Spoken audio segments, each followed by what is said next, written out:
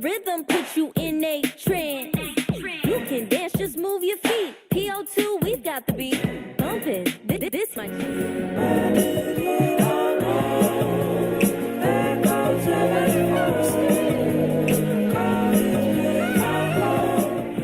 From a young and all I ever had was big dreams. I was trying to be a boss since I was 15. So now not a day, she keeps asking what does it mean.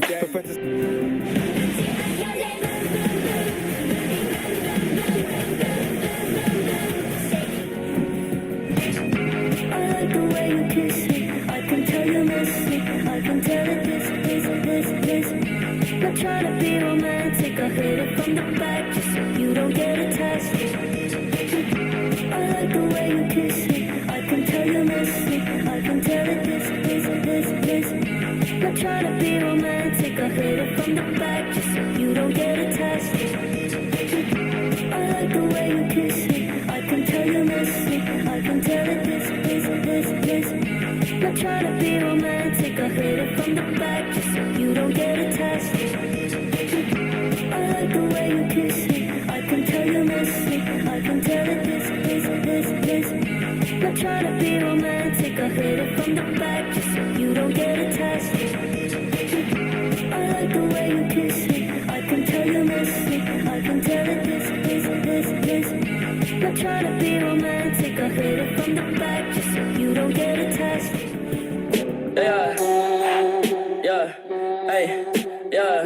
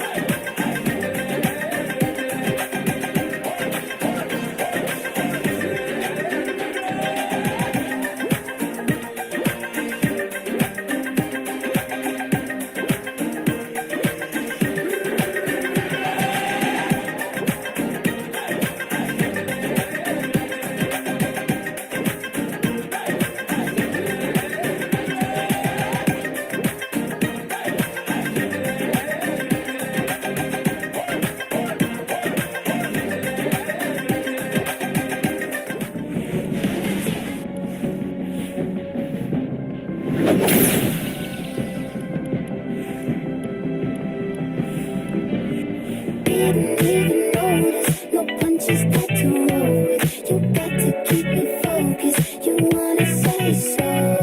Didn't have to moment, keeping me I'm a savage. I'm a savage. Classy, bougie, ratchet. Sassy, moody, nasty. Acting stupid, what's happening?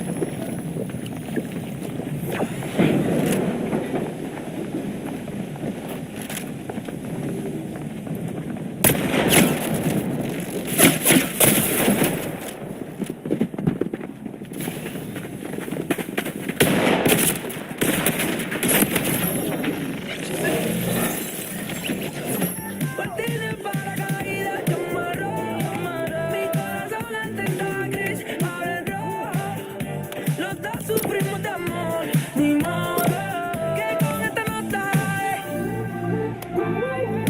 partir en paracaídas, yo amarro, mi corazón antes estaba gris, ahora es rojo, los dos sufrimos de amor, ni modo, que con esta nota partir en paracaídas, yo amarro, mi corazón antes estaba gris, ahora es rojo, los dos sufrimos de amor, ni modo, que con esta nota partir en paracaídas, yo amarro, mi corazón antes estaba gris.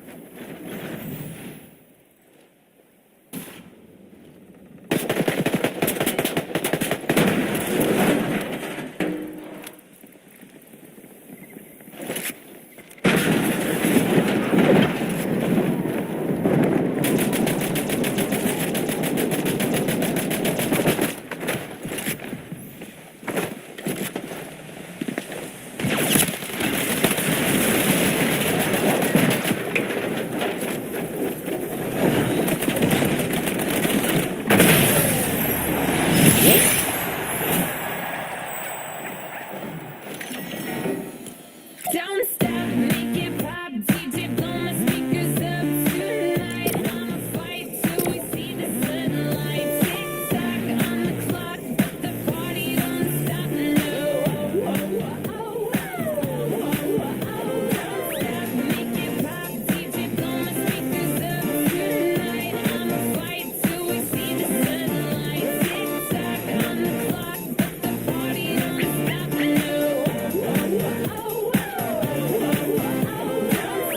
Make it pop, DJ blow my speakers up tonight. I'ma fight till we see the sunlight. Tick tock on the clock, but the party don't stop. No.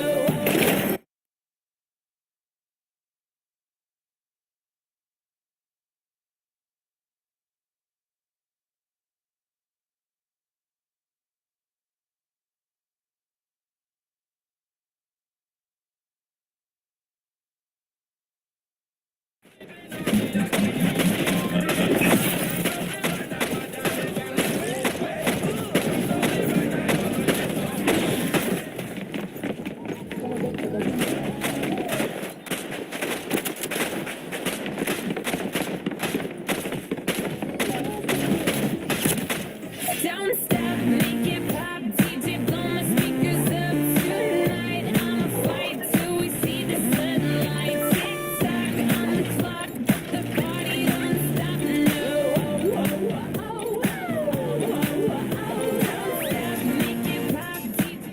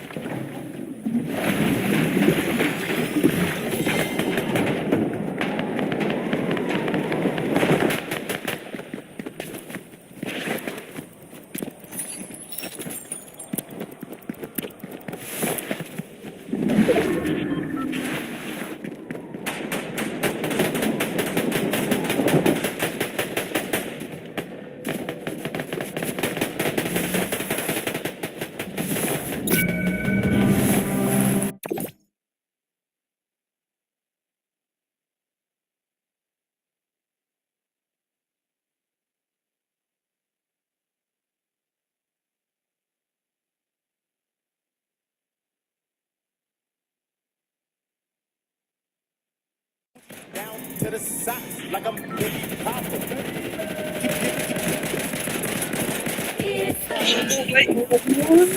The middle to him now, right, because I like this it's too late, but it's bad. But it's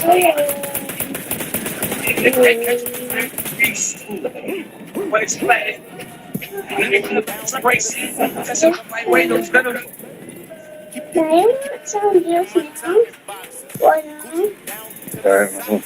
Yeah, you finished your juice already? Yeah, I did. And now, what's the hell? Yes, guys. Yes. Visitor. House. And Twitter.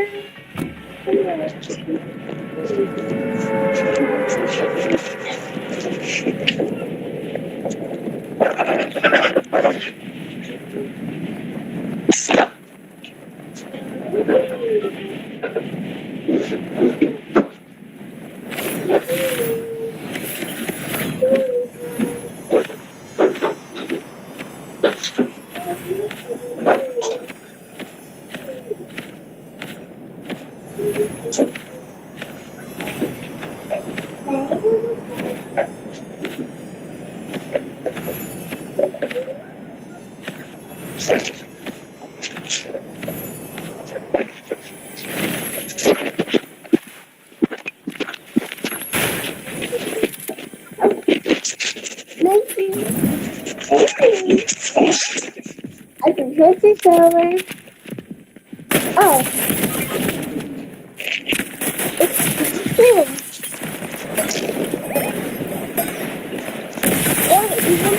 Oh no!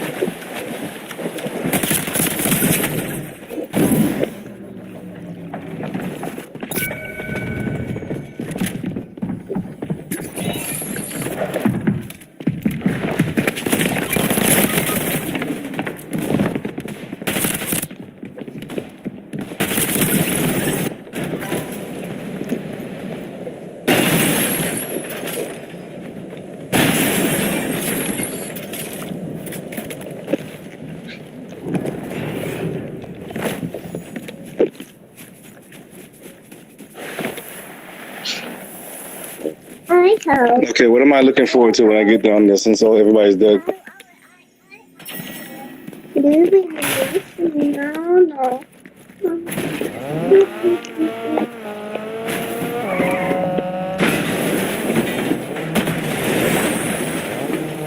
Mama, mommy, oh no, okay. How about me?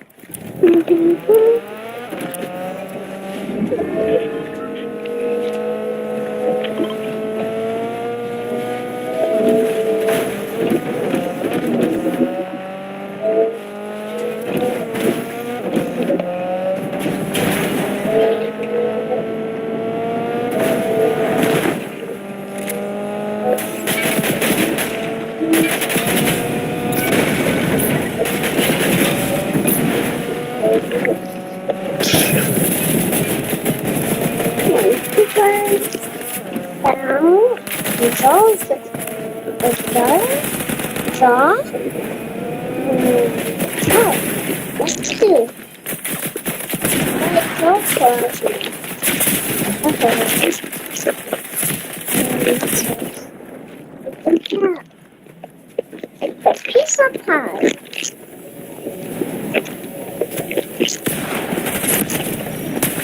Daddy, you want something? You want some? You want some? You want the cake?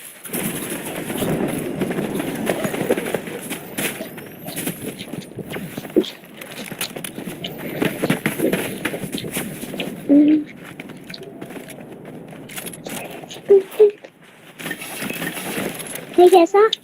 Nope.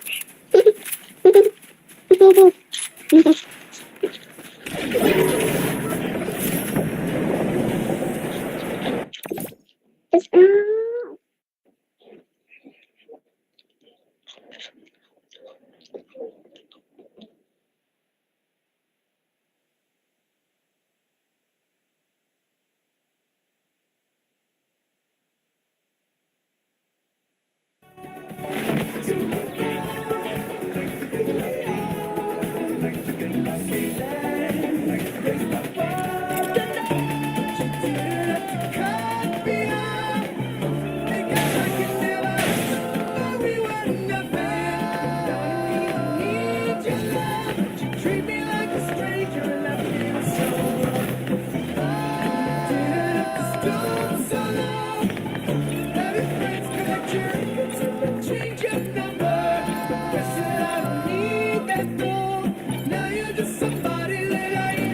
Hello.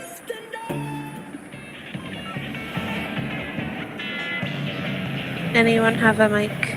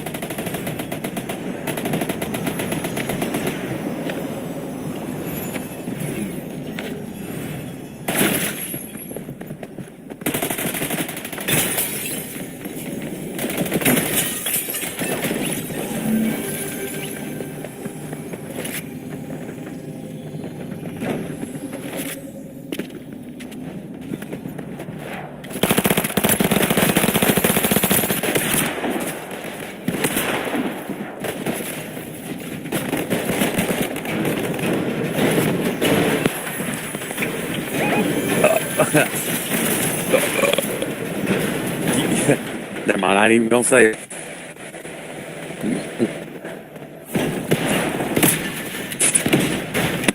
Hi. I ain't even gonna say it yet. Wait. God damn it, it's fucking killing me. I want to say it.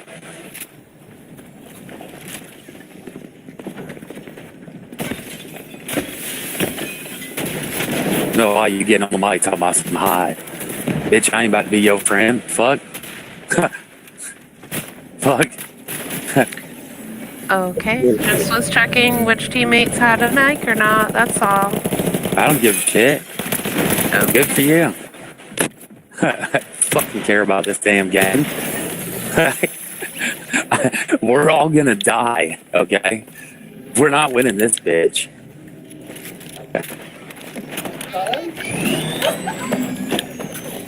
Has your mom ever told you that you're a really optimistic person? Man, listen. I don't give a fuck about none of that shit. You little faggot ass TVs and all this other dumb shit on this.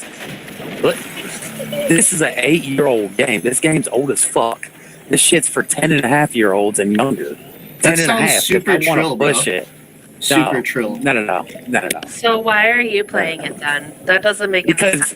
Go away. Y'all come Just over go to away. GTA, you come to Call of Duty, you come to Battlefield, you come to Apex. You think go you're going play to run that. shit over there, and then play we beat the that. fuck out of you. Then you cry and say, oh, you spammed me. And then we put your ass back on Fortnite, and then we come on here, still smack the shit out of you, and still, yeah, you spam me. I'm going to cry and report you. Wah, wah. So that's why I'm here. Because I don't like you faggots. I fucking can't stand Fortnite queer bags. As you can tell, I don't spend no money on this game. This game is worthless. It's a shit.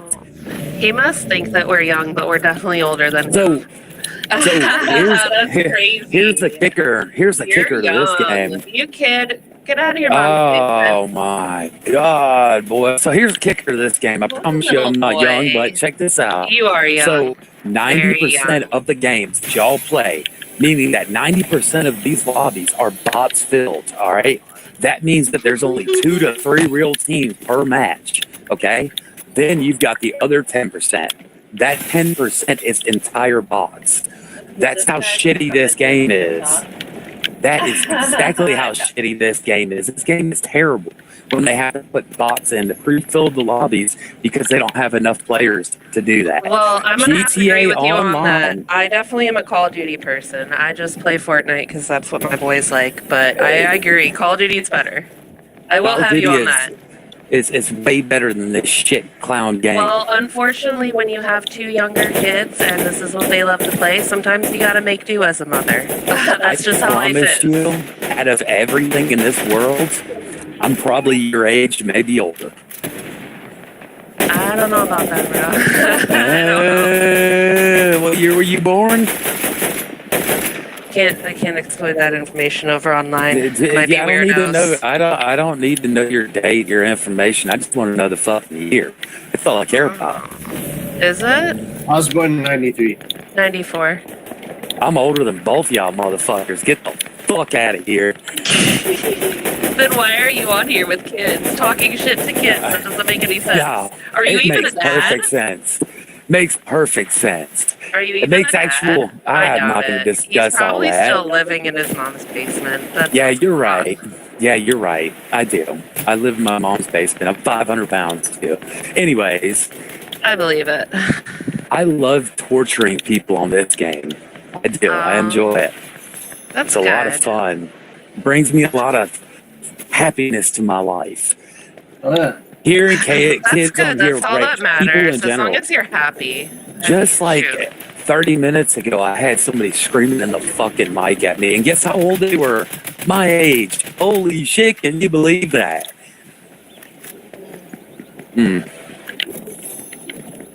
Shows how Fortnite players are.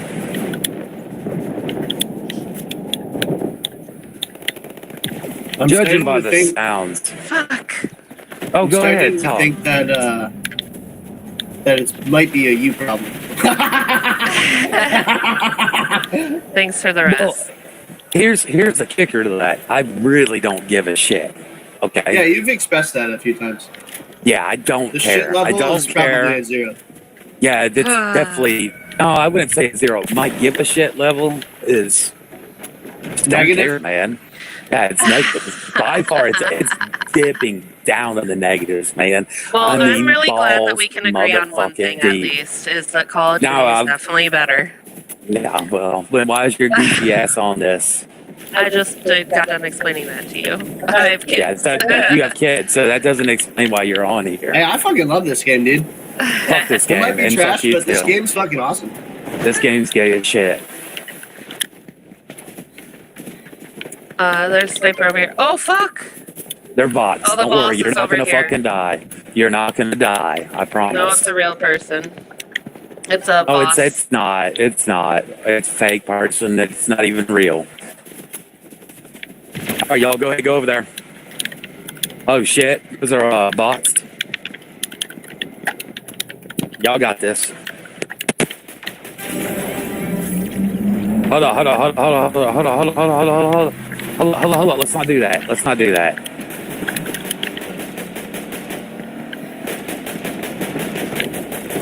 We don't want to reboot anybody right now. Not yet. I'm sure one, maybe two of y'all are going to get knocked in. I was right. God damn it, dude. Why do I got to be right? Fuck. Well, here's the good news.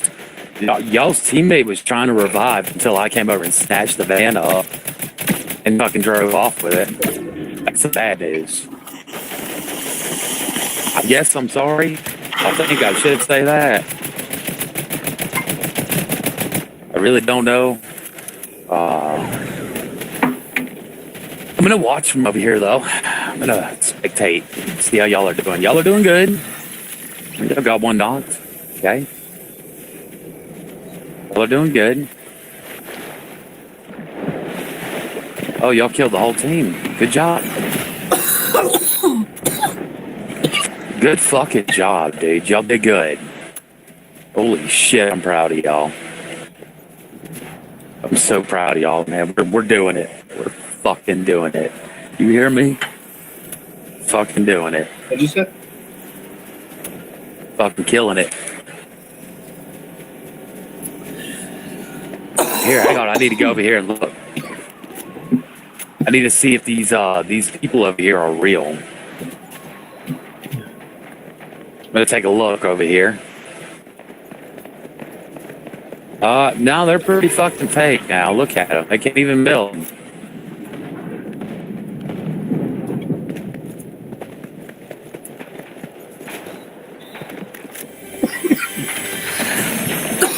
Oh, I'm gonna do my phone over here. Damn, I was trying to help that player out, man. I was trying to get him in the van. Should have threw him in the van. Probably would have been the smartest idea. Oh, is that 2 bosses? Oh, that's fucking 2 bosses right there.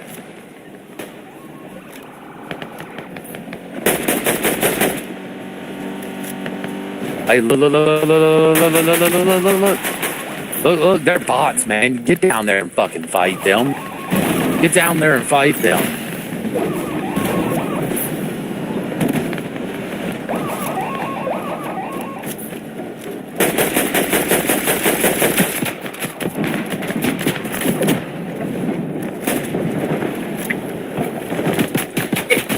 Oh shit, I fucked up. Oh, they got the drop on me. I'm so fucking dead.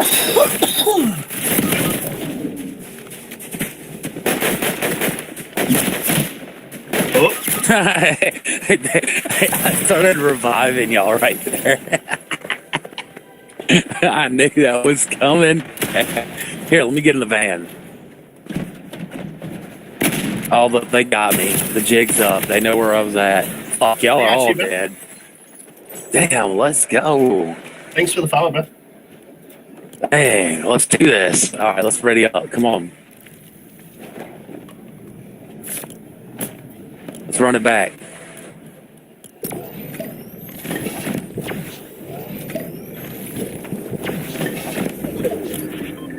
All right, we're running this shit back. Ooh, fuck, I love this.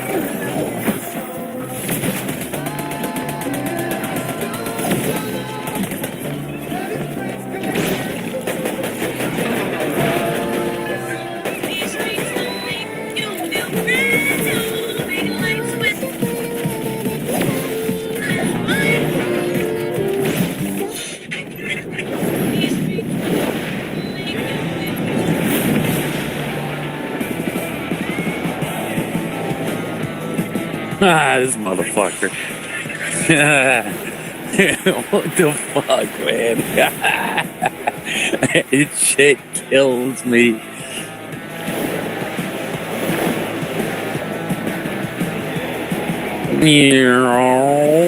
Wow. Kickflip. Fucking kickflip. Let's do it.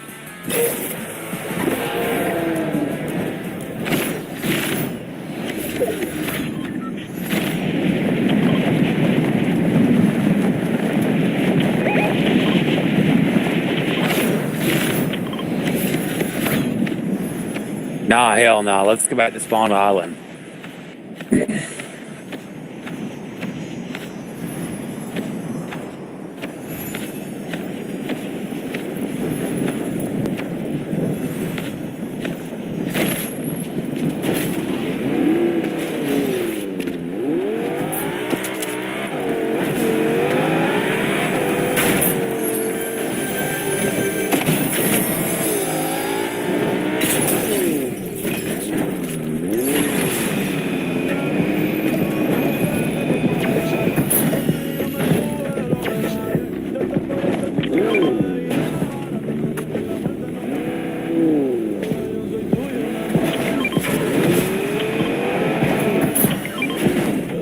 Get your motherfucking ass off my car.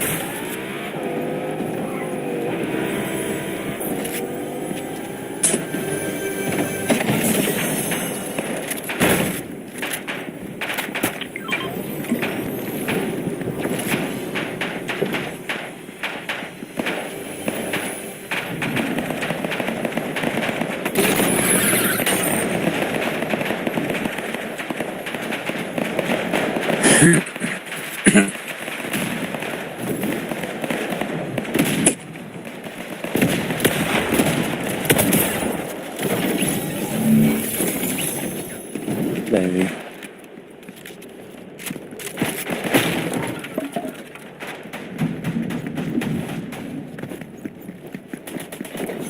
You're so pretty.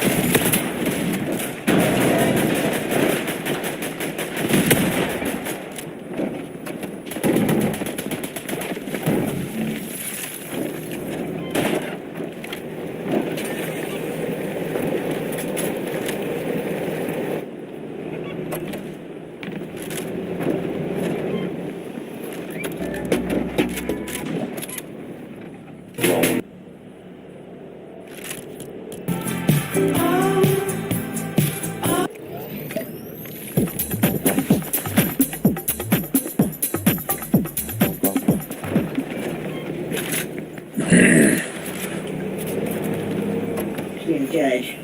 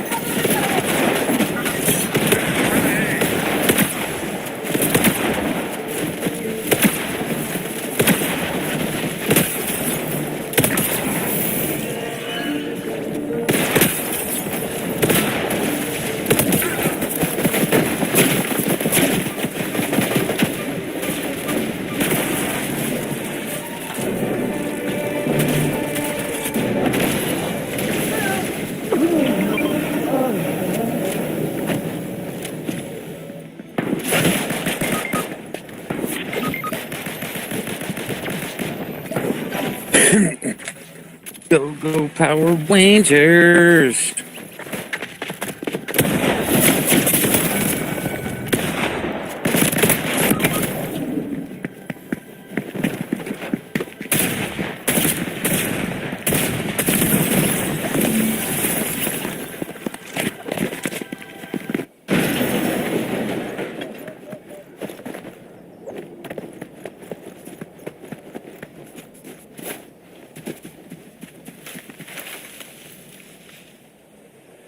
Go, go, Power Rangers!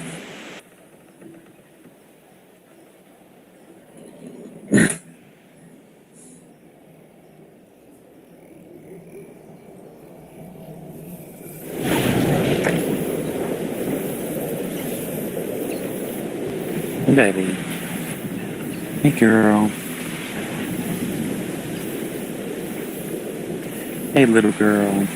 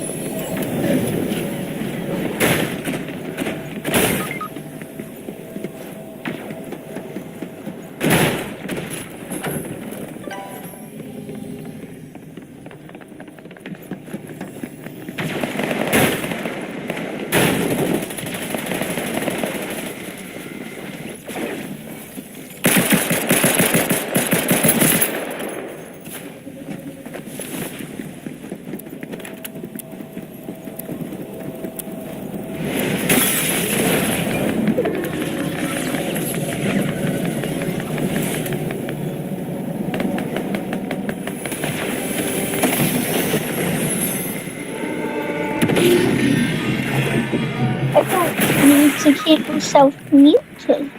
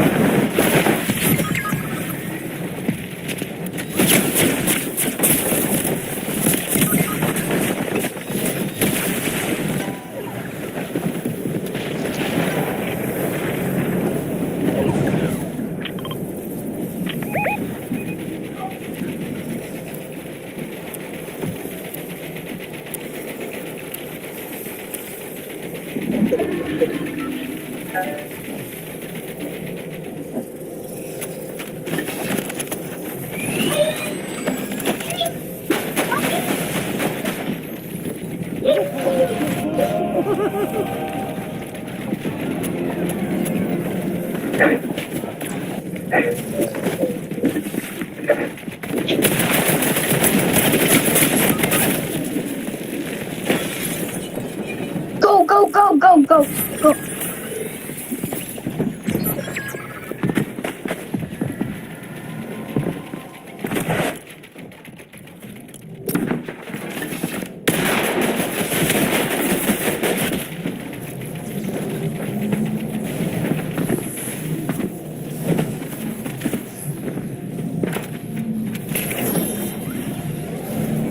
Oh no.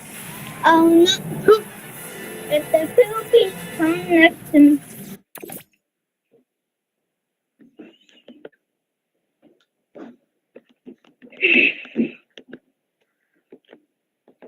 Va. Va.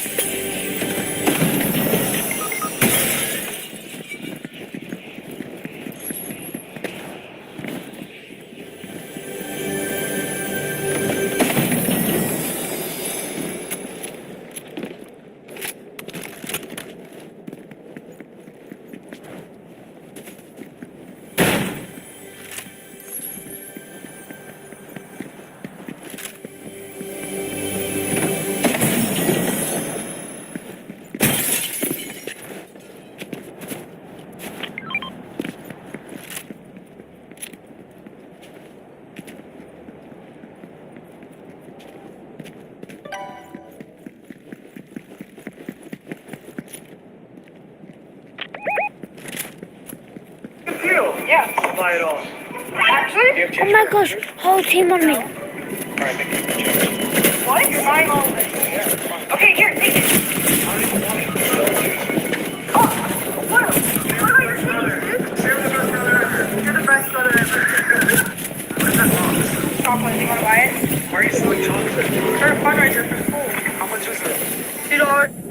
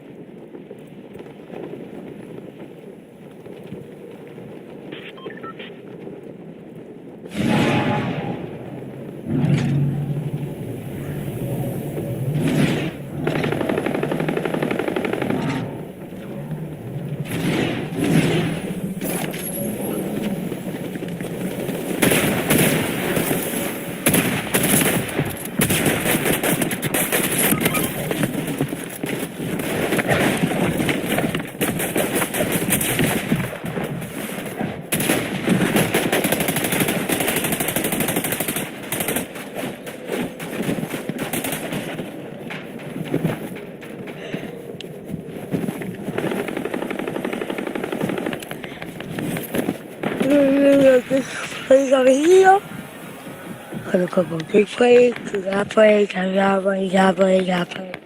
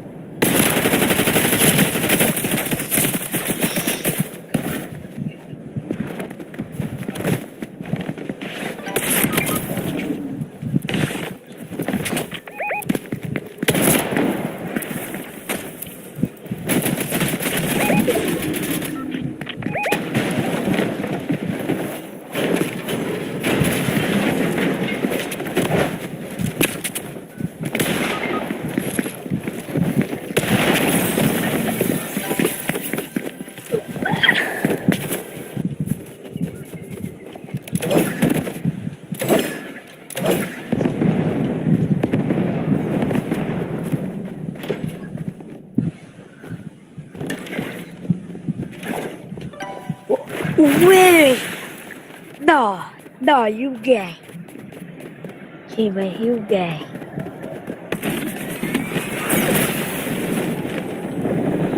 Why did you do?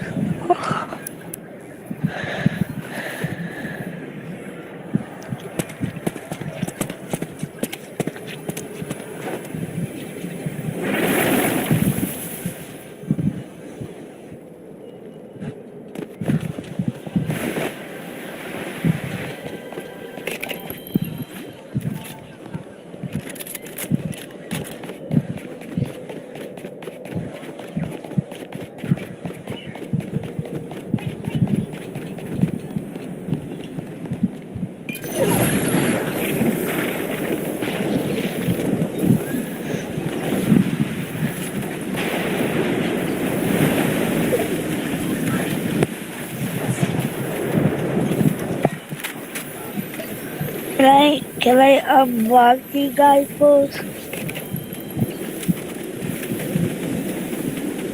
I want to block all you guys. Hold on, I have to block all you guys.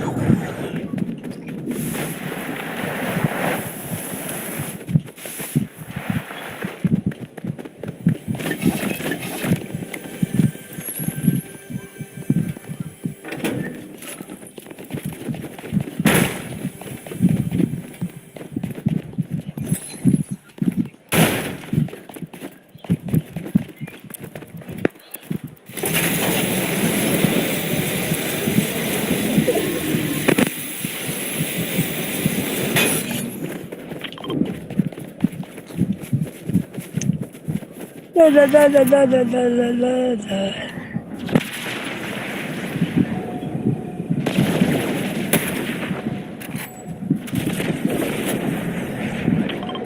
Gabba gabba gabba goo ya goo. Gabba gabba.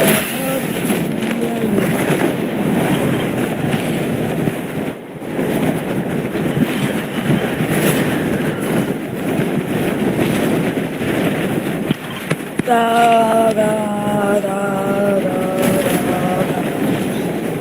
Gabba gabba gabba goo ya goo. Gabba gabba gabba ya goo. Gabba gabba gabba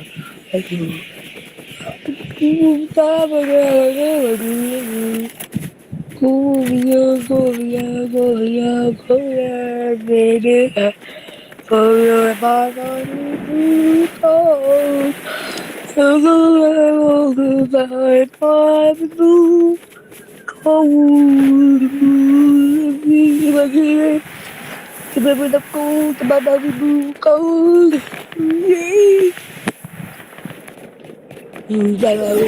Cold. Yes. Brisca.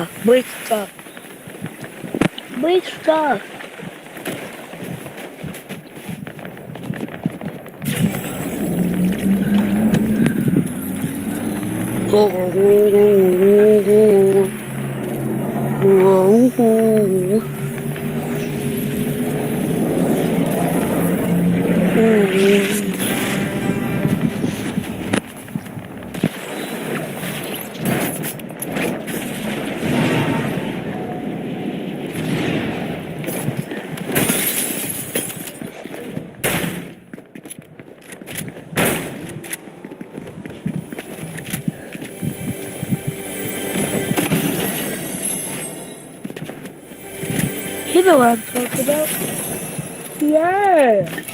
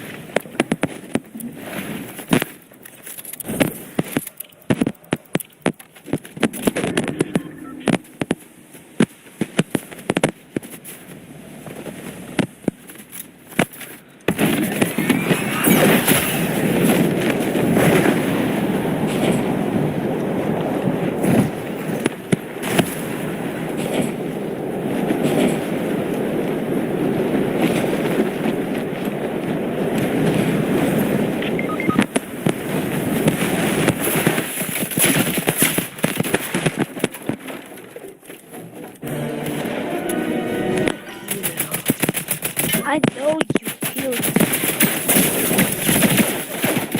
I know you're not that stupid. I know you're not that stupid.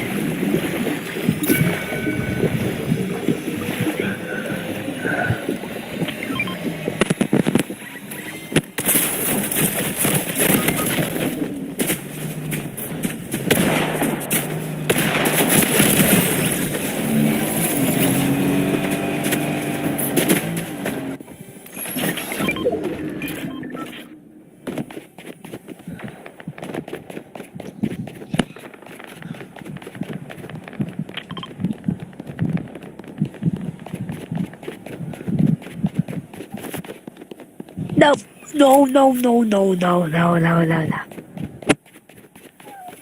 Go back where you was. Go back where you was. Go back where you was. Go back where you was. Hey, Willie, you died. Yep, that's right. Yep, you dead. You're gone.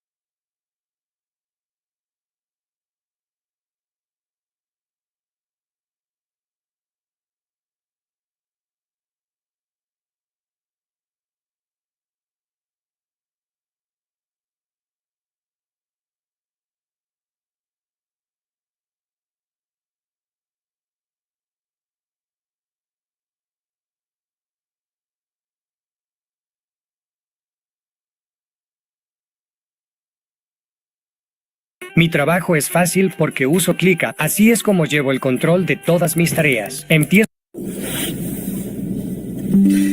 Hey, what's good? Hopefully you're doing well. Today I want to talk about being adopted as children of God. You see, early on in my walk with Christ, I used to think that I had to be someone different than who I am. I was told by churches, pastors, other Christians that in order to be part of God's family, I had to look a certain way. I had to talk a certain way. I had to walk a certain way and be somebody I'm really not. So that's what I did. You know, I tried to clean up the outside of the cup before allowing God to work in the inside of me. Now, I want to make something really clear. Back in that time, I was heavily addicted to pornography, to alcohol, to pain medications. And even though I was a baby Christian, even though I came to Christ early on, I circled myself around the wrong different types of friends, the wrong people who I thought were my friends. But they were really, truly only out for their own best interest, only for their own image. Because they always used to say, well, Kevin, to being a child of God, I can't be around you if, you're struggling with this or you're struggling with that, or you may say, say some curse words, or you have anger issues. I don't want to be around. I really cannot be around you, because if you're a child of God, these things you won't do.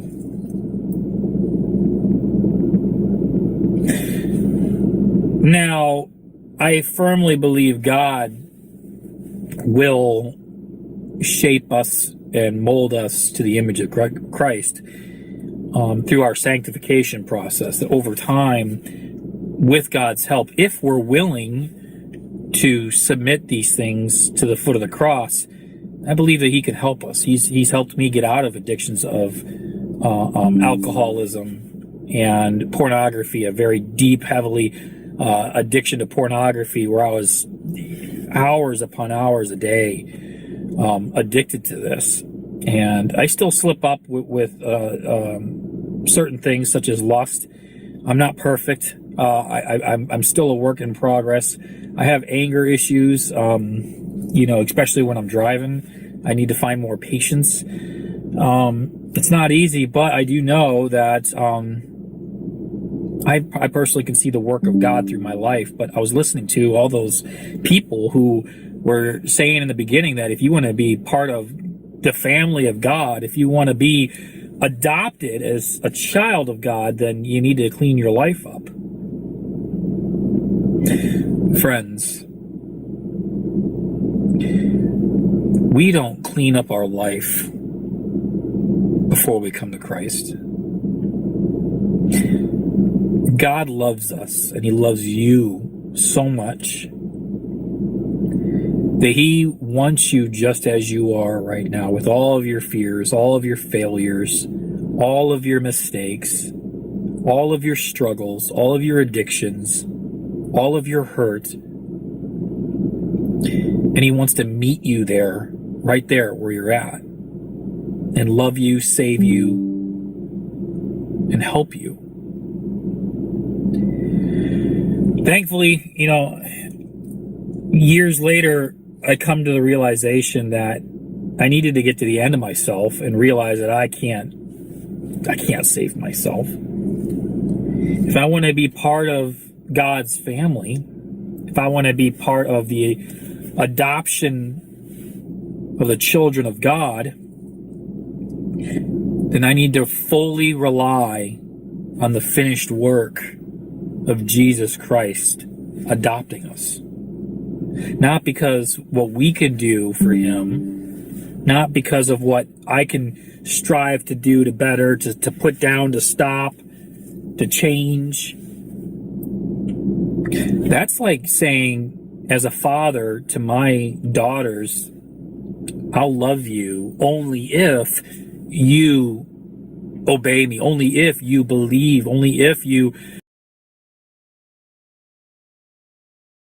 I love you, only if you stay away from certain things, then only then will I love you, then and only then will I call you my child. That's religion. That's a message of condemnation, of hatred, of guilt, of manipulation.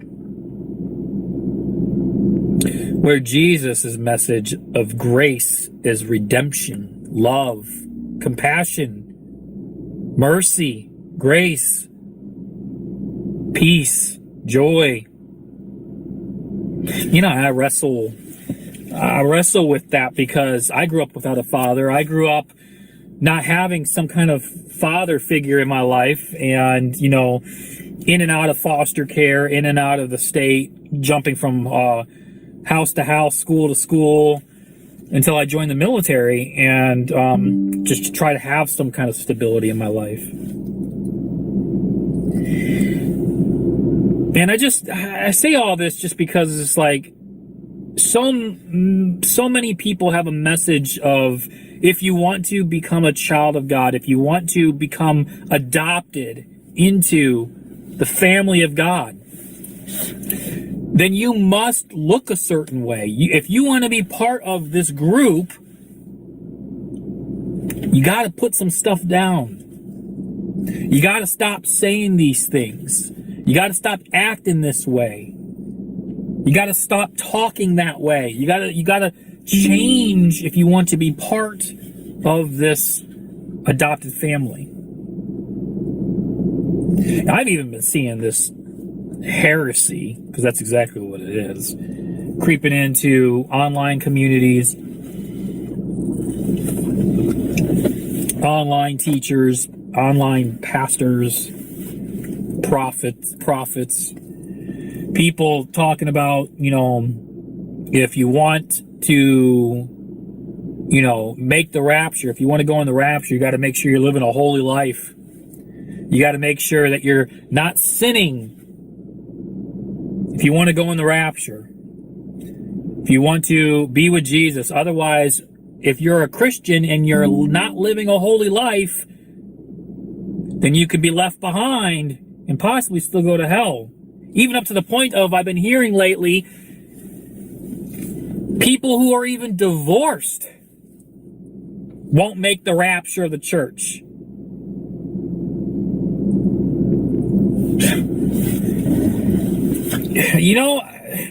I've been trying to be nice, man, with how I come across, and I know it's difficult because I'm a very low key, introverted person, and I'm not somebody who's aggressive in person, or at least I try not to be.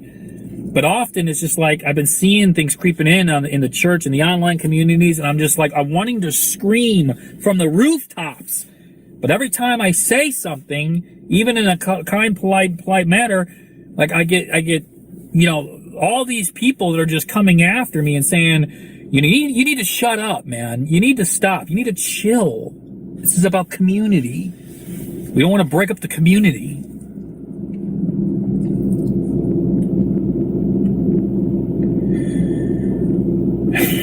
The message of salvation is by grace through faith, not of works.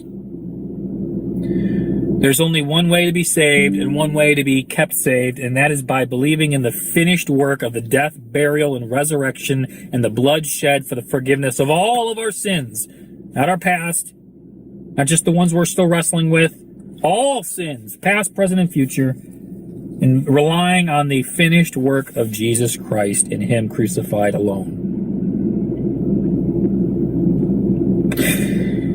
And I've removed some videos because of unity, for the sake of unity, and I regret doing that now. I realize that that was a big mistake because those videos were done in love. They weren't done out of hate. And, but it just goes to show that so many people in the body of Christ still think that adoption into adoption into the family of God is about you cleaning up the outside of the cup in order to go into the rapture or in order to be part of God's family. And this is coming from people who call themselves Christians, who call themselves believers, distorting the gospel message. And I'm sorry if there's somebody coming with a prophecy, no matter what that is, when it's regarding the second coming of Christ or the rapture or any kind of world events that are going to happen that God supposedly told them, I don't believe you. I don't believe you if you have a wrong gospel. I believe God is not going to give some prophetic message to warn the children of God about the return, about the second coming, about the rapture, about world events, if they have a false gospel. Believe what you want, man. Believe what you want. I'm just saying, I don't believe these people. You know, we are children of God. We are adopted as sons and daughters of a king by grace through our faith. Not of works, not of trying to obey, not trying to stop cussing, not trying to put down that pornography addiction, not trying to put down the alcohol addiction, not trying to change the way your anger problems are, and all your baggage, all of your mistakes, all of your past hurt and trauma. You got to change that first in order to be a child of God, in order to be adopted as a son or a daughter of a king. That's what I've been hearing lately. I used to think that was just in the brick and mortar churches, the building, the 501c3s, the four walls. I used to think that that was only where the message was at. Now it's creeping in all over the internet, all over social media, all over the Watchman community. It's seeping through the cracks, and nobody's calling a spade and be like, hey, look, man, we got to address these things, man. We got to address these things.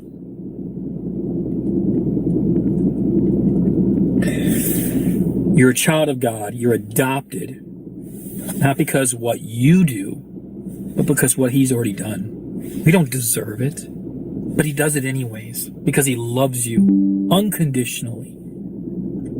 You're His. You're His for all of eternity. The moment, the nanosecond you put your faith in the finished work of Jesus Christ, the one and only begotten Son of God.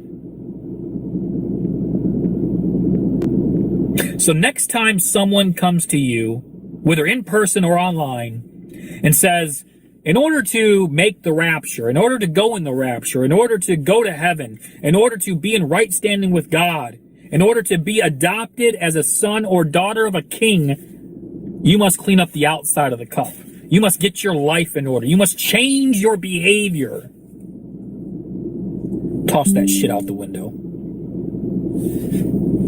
Don't listen to him. Listen to what God says about you, what God thinks about you. Redeemed, loved, cherished, forgiven. Speak life. Speak words of affirmation of your identity in Christ over your life, over your children, over your friends, over your family, over yourself. Because he's got you. And there's nothing and nobody can take you out of his hand. I love you guys. You're adopted into the family of God because of his unconditional love for you. I'll see you guys on the next one. Instagram now lets you send automated DMs to new followers instantly. Now, most people are going to use this to just blast.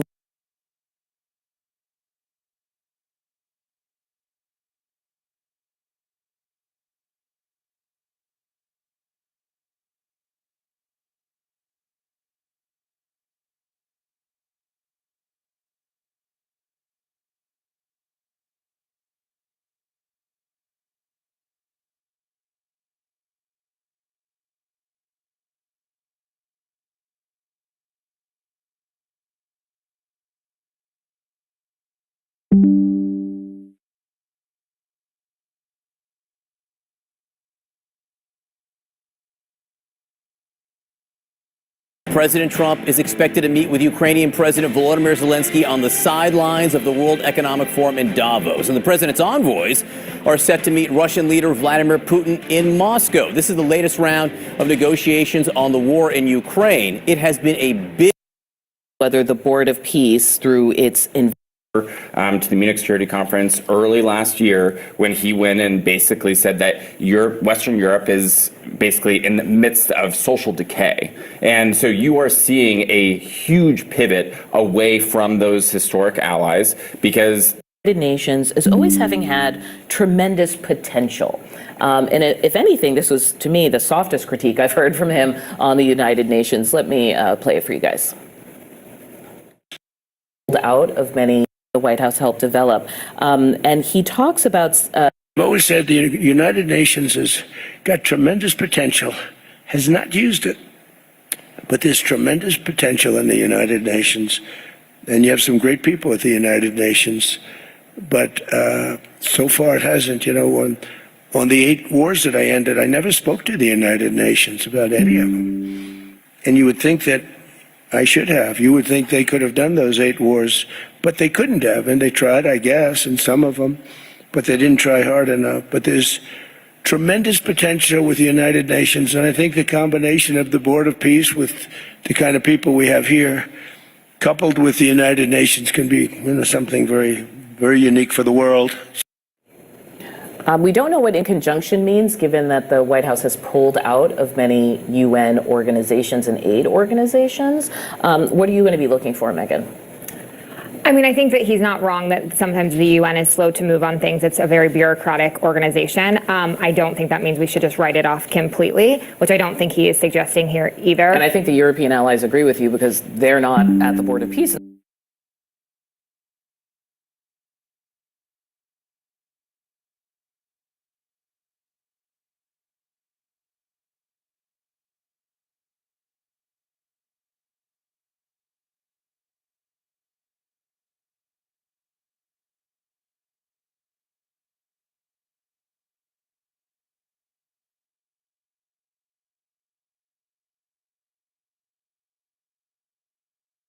Con Hostinger puedes automatizar sin límites gracias al N8N autogestionado instalado en un solo clip. Countries to join. Among those accepting membership, Saudi Arabia, Turkey, Pakistan, Qatar, and the UAE. Our next guest questions the wisdom of including member states that are known for violating human rights. Kiri Kankanwende is External Affairs Leader at Christian Solidarity Worldwide, and she joins us to explain. Kiri, it's good to talk with you again. CSW, and I'm sure other organizations are concerned about civil conflict in Sudan, which stands accused. This is called the Rapid Support Forces, one of the two fighting bodies, and they stand accused alongside the other party of serious crime.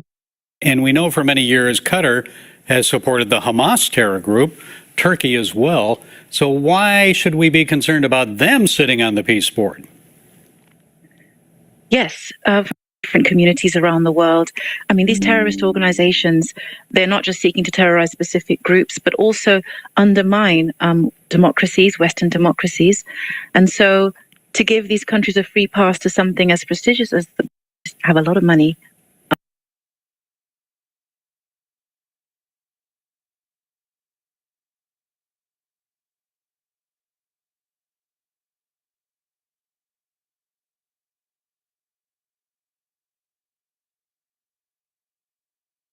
So you can have permanent membership.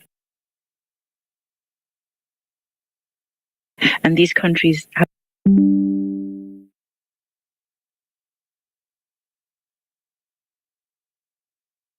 a lot of money. It does raise the specter that they could be on there for some time. And concerning the nations be replaced by a 60-member Board of Peace, what do you think?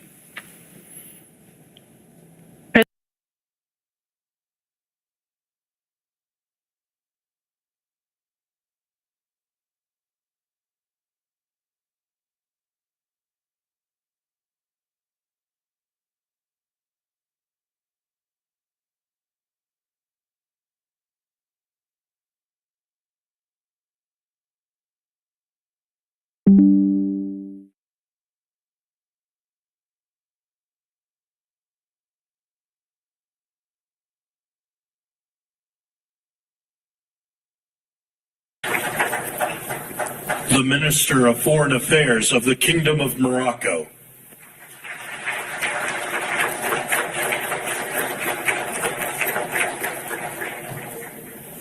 The President of the Argentine Republic.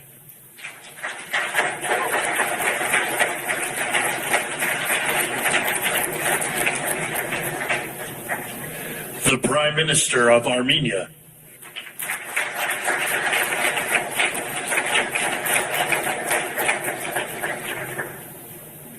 The President of the Republic of Azerbaijan.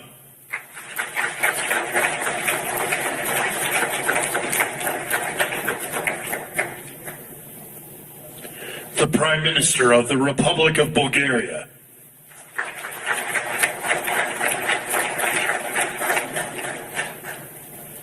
The Prime Minister of Hungary.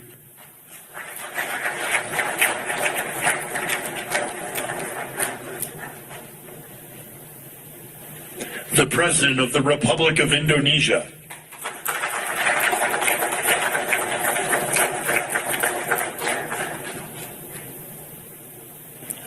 The Deputy Prime Minister and Minister of Foreign Affairs and expatriates of the Hashemite Kingdom of Jordan. The President of the Republic of Kazakhstan.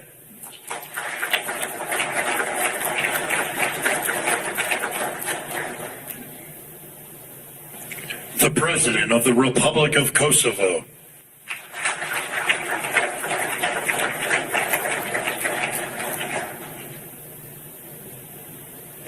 The Prime Minister of the Islamic Republic of Pakistan.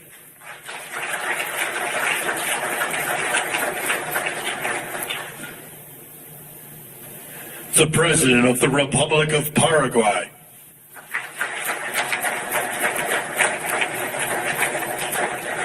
The Prime Minister and Minister of Foreign Affairs of the State of Qatar.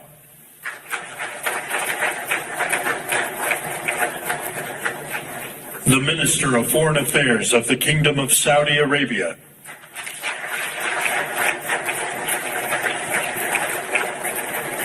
The Minister of Foreign Affairs of the Republic of Turkey.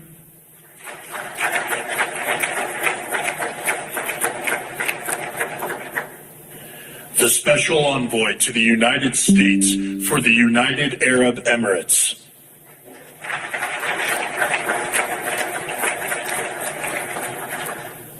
The President of the Republic of Uzbekistan.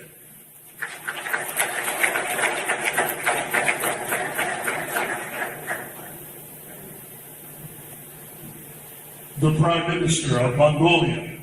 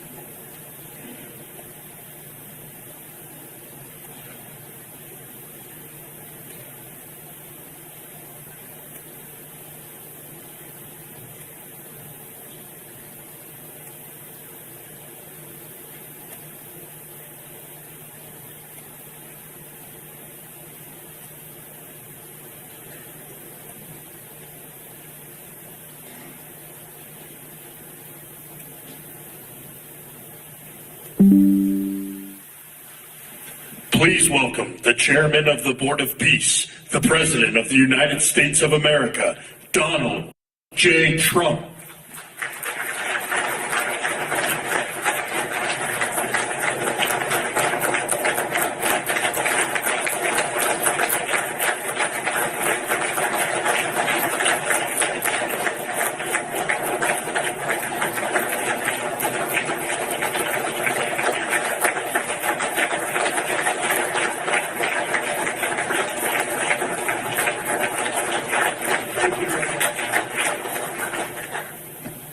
Well, this is a very exciting day. Long in the making, and many countries have just received their notice, and everybody wants to be a part of it. And we'll work with many others, including the United Nations. But I want to thank you all for being here. Yesterday we had an incredibly successful visit with many of the world's top business leaders, the best, the biggest, most successful, and foreign heads of state. And now we have one of the most important meetings of all, the official formation of what is known as the Board of Peace. I want to thank the Secretary of State, Marco Rubio, Special Envoy Steve Witkoff, and Jared Kushner, and their extraordinary work. I mean, they've done an amazing job. We have peace in the Middle East. Nobody thought that was possible. We've settled 8 wars, and I believe another one's coming pretty soon. You know what that is? The one that I thought was going to be an easy one has turned out to be probably the most difficult. Last month, 29,000 people died, mostly soldiers, in Ukraine, Russia. Think of that, 29,000, 27,000 in the month before. 26,000 in the month before that. It's terrible. But we have meetings and we think we're making a lot of progress. Thanks as well to Secretary Scott Bessent, Howard Lutnick, and Chris Wright, U.S. Trade Representative Jamieson Greer. They're all doing such an incredible job. Ambassador Callista Gingrich, who is here, doing a fantastic, really fantastic work. Thank you, Callista. And many of the members of my administration who are so committed to peace, and they're also committed to great success. Very importantly, let me recognize the very first group of distinguished members of the Board of Peace. They will be introduced by name in just a moment. Caroline will be doing that introduction. And to each and every one of you, we are truly honored by your presence today. Leaders of countries, and most cases very popular leaders, some cases not so popular, but that's the way it goes in life. Thanks as well to President Karol Nawrocki of Poland, who's a fantastic man. He just won a very big election. I'm very proud of him.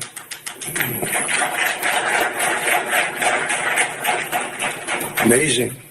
Along with former Prime Minister of the United Kingdom, Tony Blair. Thank you, Tony, for being here. We appreciate it. And members of the Board of Peace Executive Board, great group. This week marks the 1-year anniversary of my second inauguration as president. No administration in history has achieved such a sweeping turnaround in 12 months' time at home and abroad. We have a tremendous mandate. We won the popular vote by millions. We won every swing state, the 7. They were saying, can he win all 7? Is it possible? Because it's not done. And we won all 7. We have a great mandate back at home. As I said yesterday, the U.S. economy is booming with virtually no inflation. It was 1.2% for the last 3 months, and we inherited the worst inflation in the history of our country. And we have economic growth now of 5.4%, looks like. And I think that number can double and triple if we do the right things and if we change thinking so that if you announce good numbers, the markets go up instead of if you announce good numbers, the market goes down because everybody tries to kill it by lowering or raising interest rates depending on the situation. When America booms, the entire world booms. And we have secured commitments for over $18 trillion in new investment coming into our country, which is a record by many times over, not just by a little bit, by many times. There's no country ever in history that's gotten anywhere near that number. Slashed our trade deficit by 77%. This is in 1 year. Yesterday was 1 year. And signed historic trade deals with nations from all over the globe. Today, the world is richer, safer, and much more peaceful than it was just 1 year ago. We put out all those fires. A lot of people didn't know, including me, that some of those wars were going on. And some of them were going on for, in one case, 32 years, in another case, 35 years, and another one, 37 years. We were very happy to stop the war that had started with India and Pakistan, two nuclear nations. And I was very honored when the Prime Minister of Pakistan said President Trump saved 10 and maybe 20 million lives by getting that stopped just before bad things were going to happen. As president, I ended those 8 wars in 9 months, including Cambodia and Thailand. And by the way, many of the leaders are here. Kosovo and Serbia, the Democratic Republic of the Congo and Rwanda, Pakistan and India, Israel and Iran, Egypt and Ethiopia. We're working on that right now. I met yesterday with a very good general and a very good leader of Egypt. We're working on a dam that was built which precludes the Nile River from getting water. It's a little tough situation, but we'll get that settled. I really had it just about settled in my first term, and then we had a rigged election. It took me out of commission for a little while, but here I am back. We'll get it settled. But it's a pretty tough situation. A dam was built, and the water doesn't come down to the Nile. When I think of Egypt, I think of the Nile, but I think of the Nile with water in it.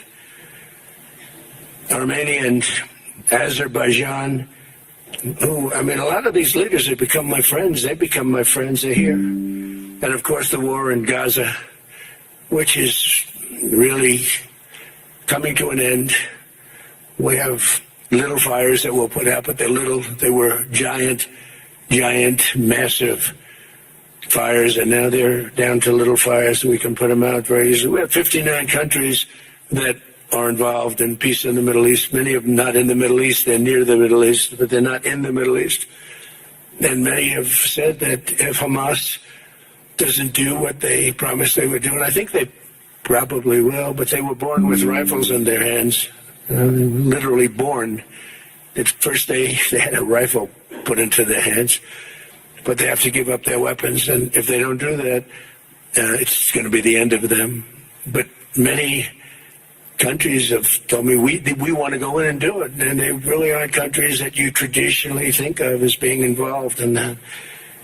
But that's a fire.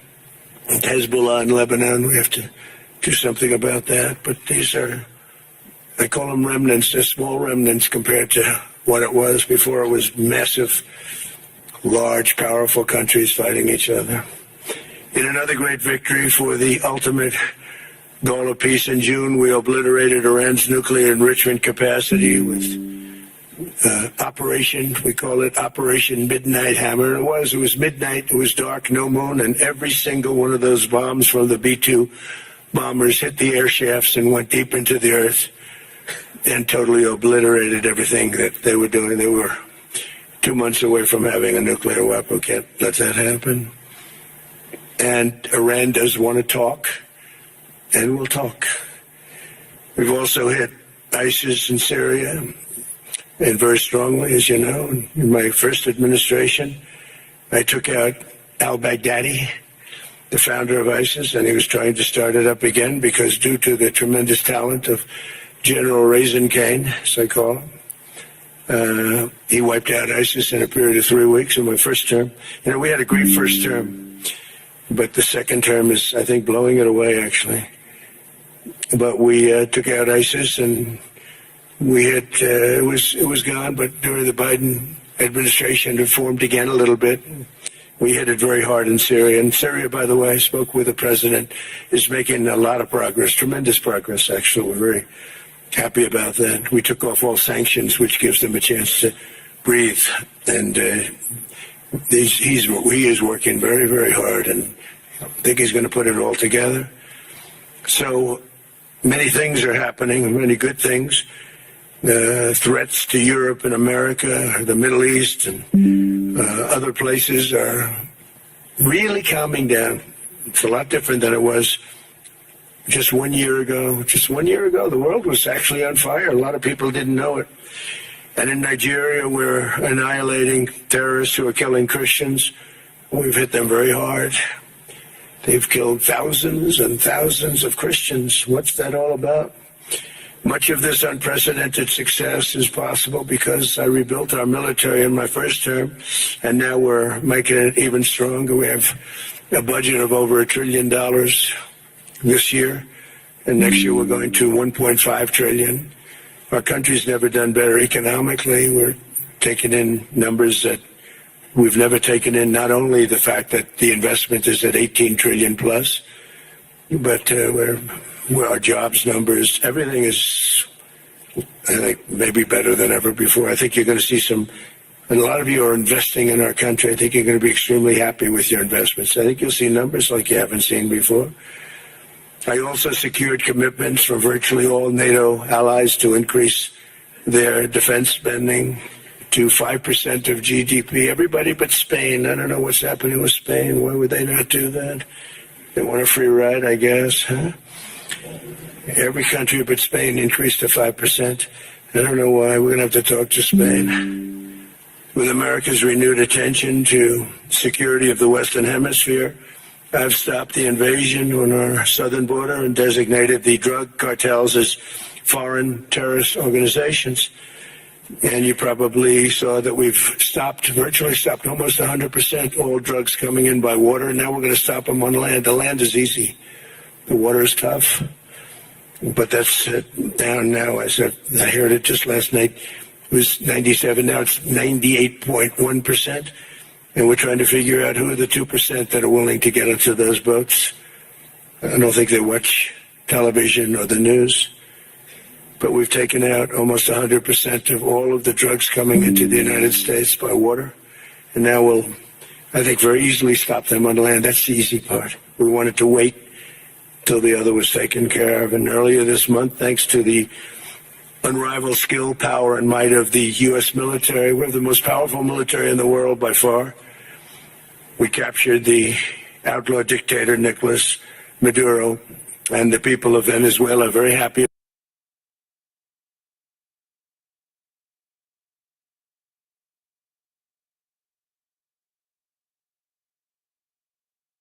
about it. And we're having great relationships with the new leaders of Venezuela. The relationships have been good. We're opening up the country to our giant oil companies, and it's going very well. We've already taken out, think of this, 50 million barrels of oil, and a lot of that's going to go back to Venezuela. They'll do more income with us in a short period of time than they did in years, because as much oil as they have, and they have a lot, just about the most. After us, there's a couple of countries that are in that category, but we have the most, actually, and they're second between Venezuela and us. We have 62% of the world's oil, but they have very little production, so they'll have a lot of production. All the oil companies, we had meetings, you probably saw, all the oil companies want to go in, they want to go in immediately. They're already touring the sites. But our military was amazing. That strike was amazing. We had a second wave coming. We didn't need it. They said, no second wave. We don't want a second wave. The first wave was enough. And, of course, we're working to end the horrible killing in Ukraine, a war that should never have happened and would have never happened if I were president. That was not going to happen.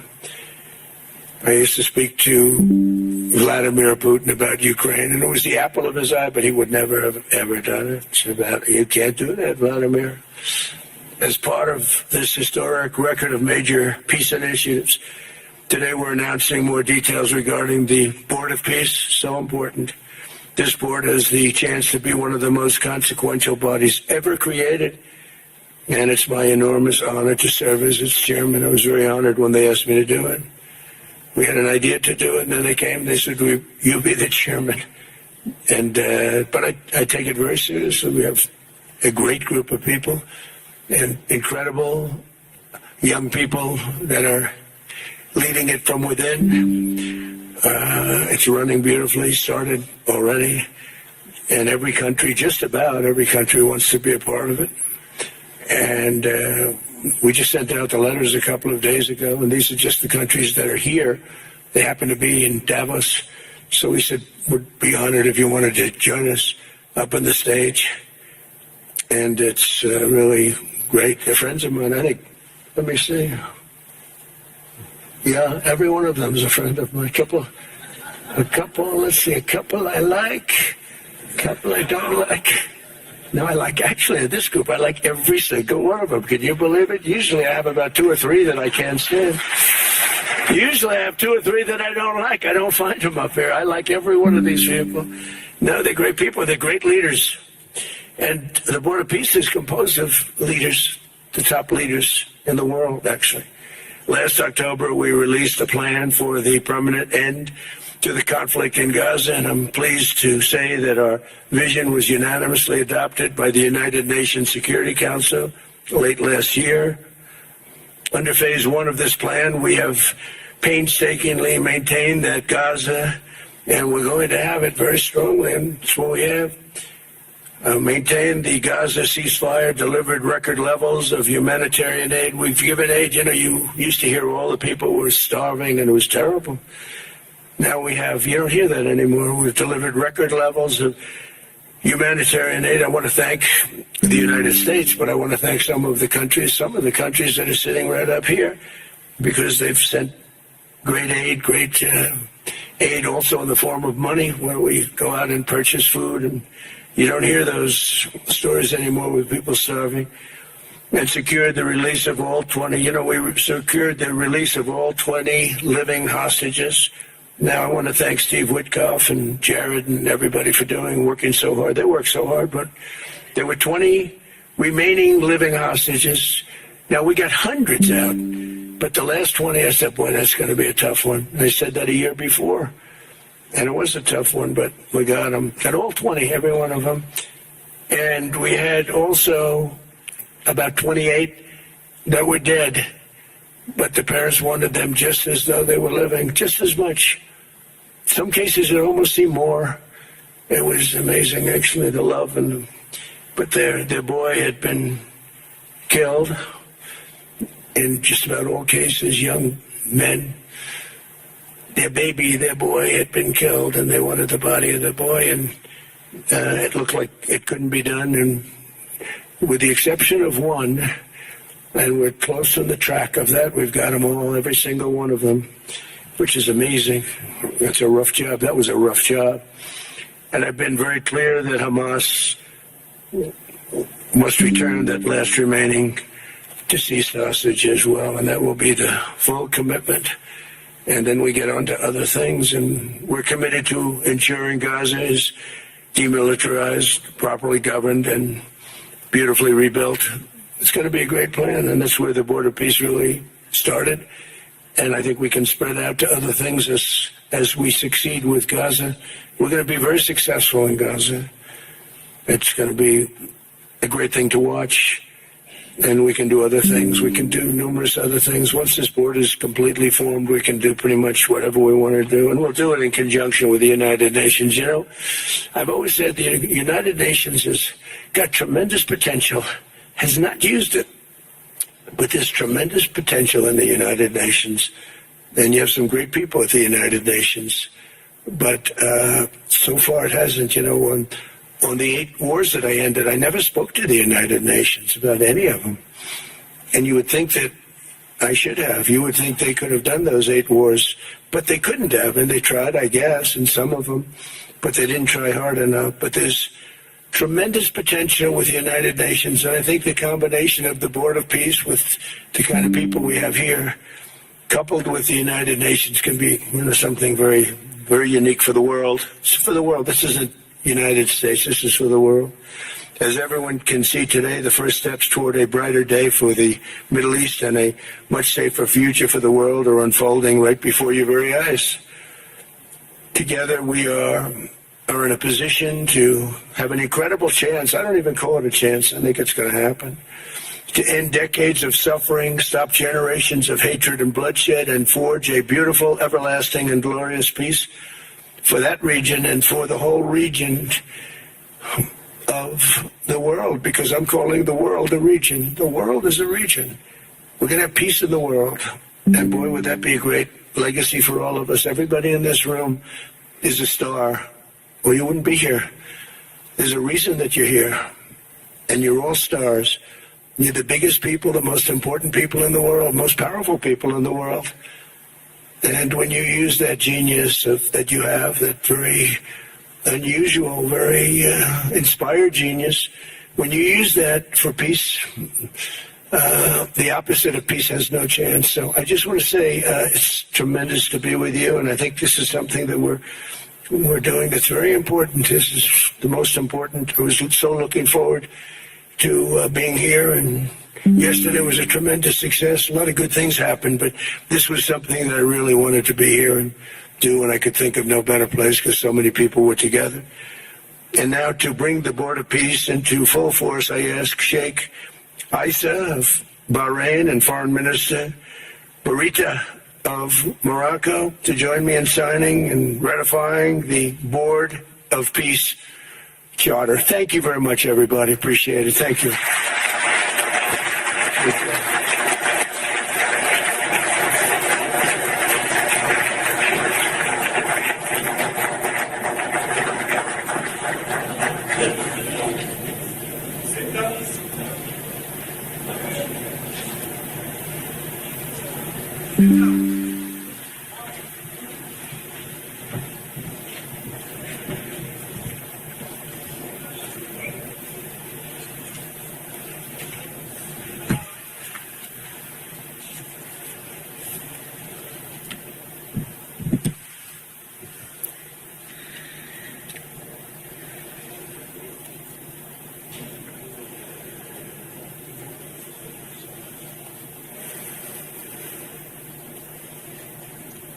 Okay.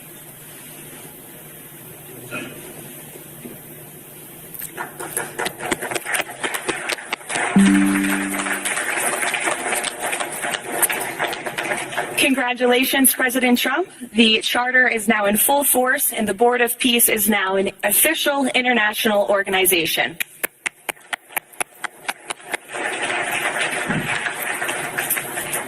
We will now continue the signing ceremonies, beginning with the President of Argentina and the Prime Minister of Armenia.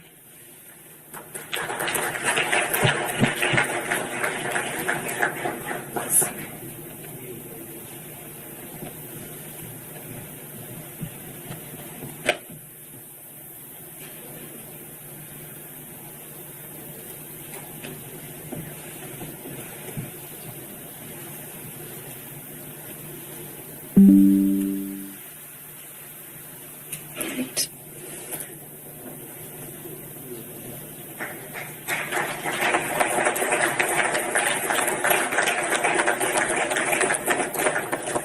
Next up, the President of the Republic of Azerbaijan and the Prime Minister of the Republic of Bulgaria.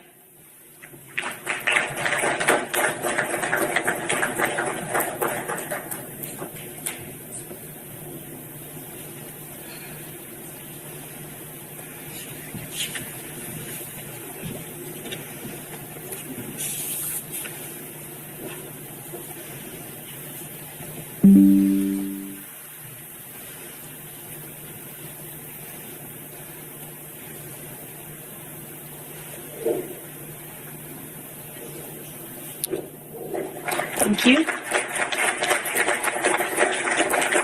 Next, the Prime Minister of Hungary and the President of the Republic of Indonesia.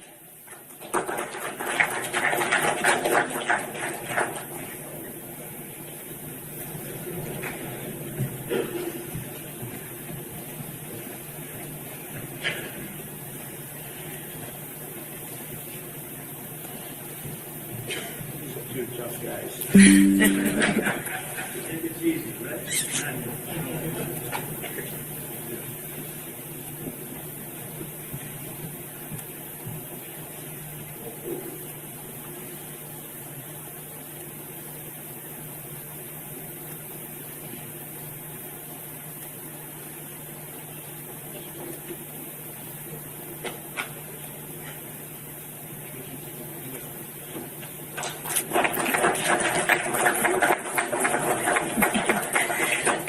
Next, the Deputy Prime Minister of the Kingdom of Jordan and the President of the Republic of Kazakhstan.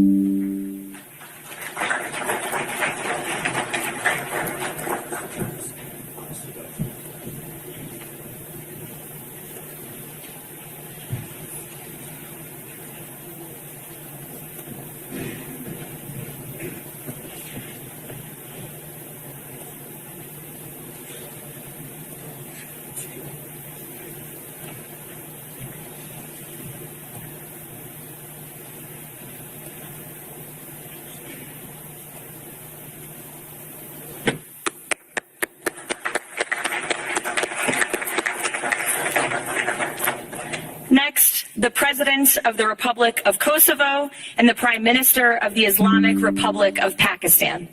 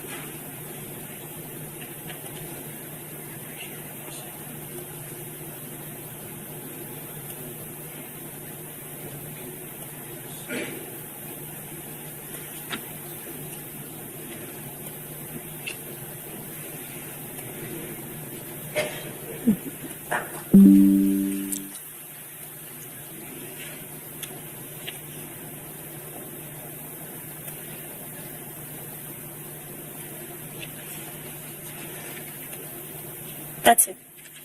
Yes. Thank you.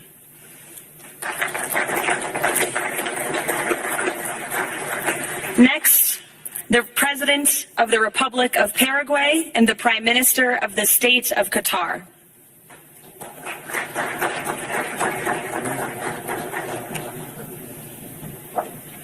Hello, how are you?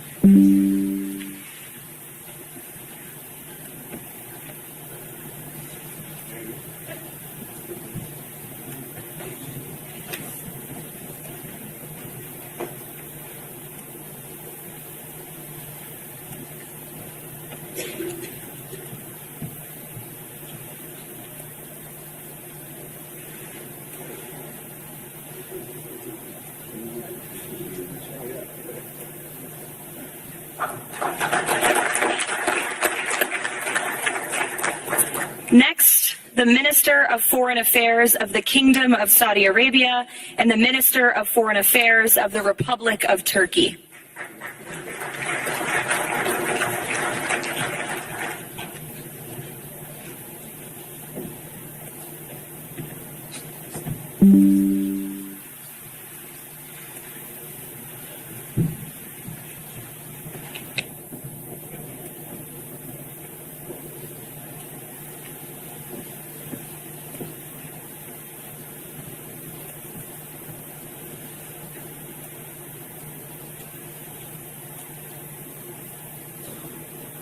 Great.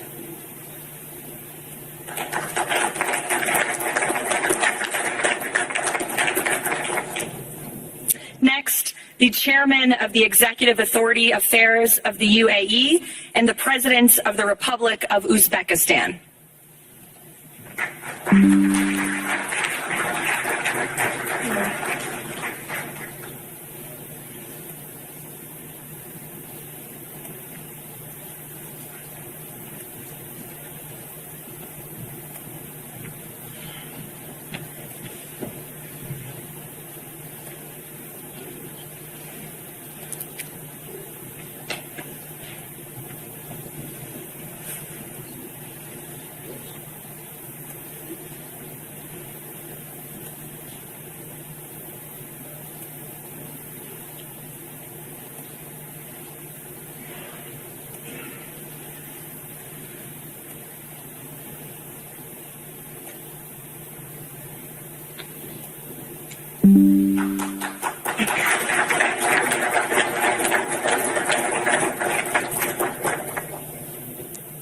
And last but not least, the Prime Minister of Mongolia.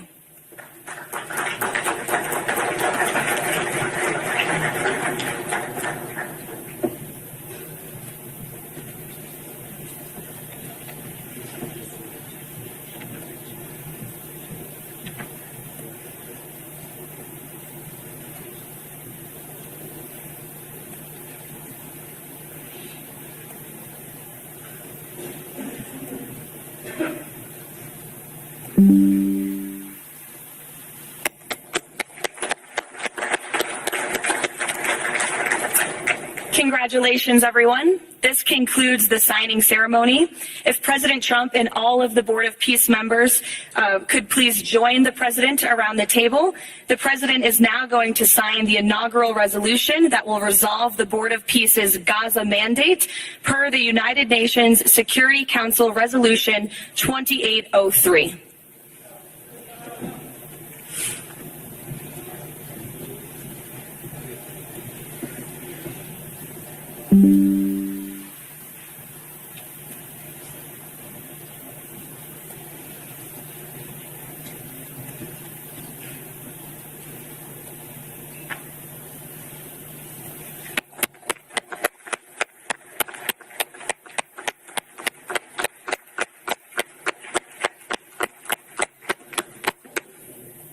Congratulations. If President Trump and all Board of Peace members could please take their seats in the front.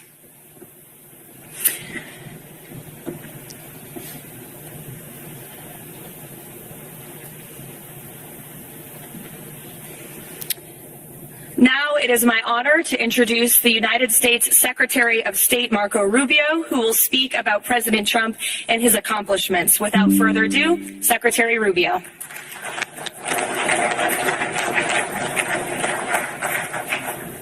Thank you very much. It's an honor to be here today. It's an honor to serve as the Secretary of State during a historic presidency.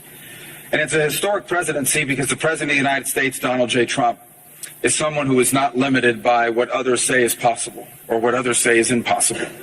He's not limited by some of the things that have happened in the past, and he's willing to talk to or engage with anyone in the interest of peace, always putting the American people and our national security first, but understanding that in the world that we share with so many others, peace is paramount to all of us. We are here today because of President Trump's vision. If we go back just a few months ago, people thought what was happening in Gaza was impossible to solve. 28 hostages that were dead, others that were still living, all these hostages that were being held. No one thought that that would ever come to a resolution without more fighting and more bloodshed along the way. In fact, frankly, many thought it was intractable. And sadly, many of the institutions that have served us well, in many cases for the last 70 years, were unable to do anything about it. But President Trump had the vision and the courage to dream the impossible, to believe that it was doable, and to pursue it with all of his heart. And he was in that capacity assisted by an extraordinary team, and I think both Jared and Steve deserve a tremendous amount of credit, Jared Kushner and Steve Woodcock, for all the work they put in. And all of our partners here today. And now we have this Board of Peace, who I believe's possibilities are endless. Obviously with a focus first and foremost on making sure that this peace deal in Gaza becomes enduring. And I know this president has it as his highest priority and will give it everything he has to make sure that this is successful. I also want to acknowledge the extraordinary leaders that are here today. This is not just a Board of Peace, this is a Board of Action.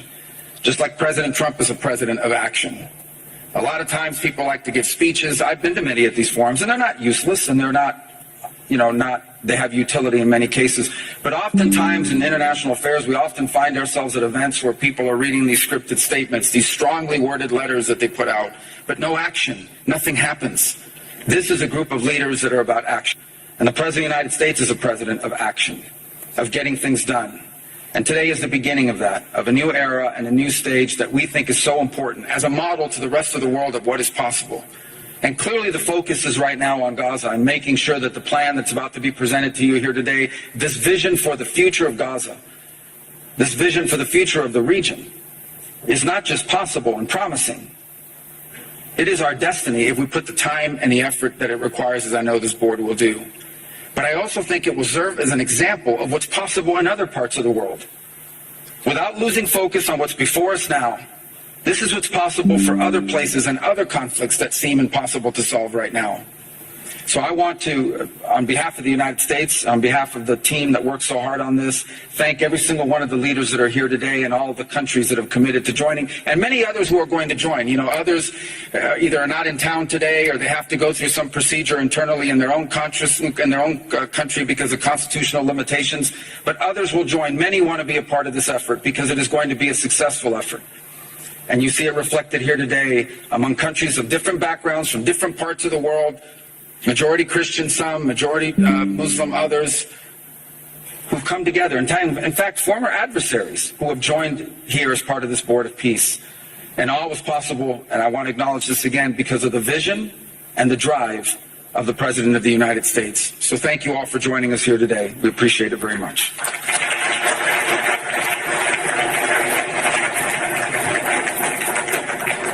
Thank you, Secretary Rubio. Please, if you could now turn your attention to the screens for a video message from the head of the National Committee for the Administration of Gaza. Today and all of the countries that have committed to joining, and many others who are going to join. You know, others either are not in town today or they have to go through some procedure internally in their own country because of constitutional limitations, but others will join. Many want to be a part of this effort because it is going to be a successful effort. And you see it reflected here today among countries of different backgrounds from different parts of the world, majority Christian some, majority Muslim others, who've come together. In fact, former adversaries who have joined here as part of this Board of Peace. And all was possible, and I want to acknowledge this again, because of the vision and the drive of the President of the United States. So thank you all for joining us here today. We appreciate it very much.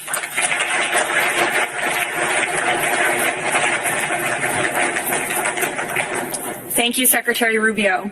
Please, if you could now turn your attention to the screens for a video message from the head of the National Committee for the Administration of Gaza, Dr. Ali Shaif.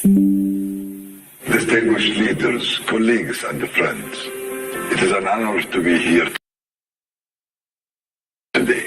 I want to start by thanking President Donald J. Trump and his administration for their intensive efforts to advance peace in the whole region. I also thank Egyptian President Abdel Fattah al-Sisi, Qatar, and Turkey as mediators, the Palestinian Authority, and members of the United Nations Security Council for welcoming the comprehensive peace plan. These efforts created the opportunity for a new future in Gaza Strip.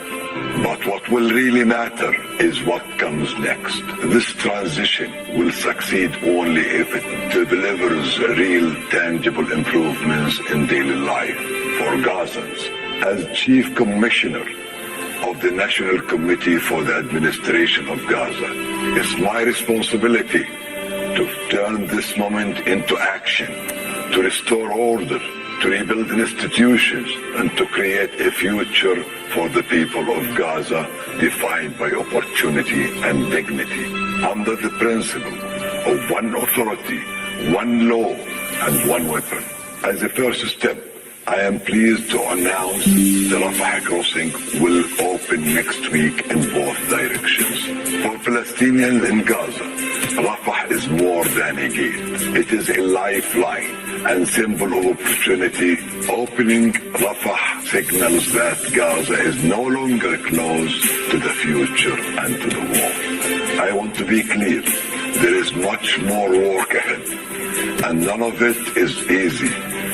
The road forward will involve difficult decisions and setbacks, but this is a real step, and it marks a new direction. Now, I would like to address the people of Gaza. من أرض الكنانة أتوجه الآن بكلمتي إلى أبناء شعبنا الصامد الصابر في قطاع غزة.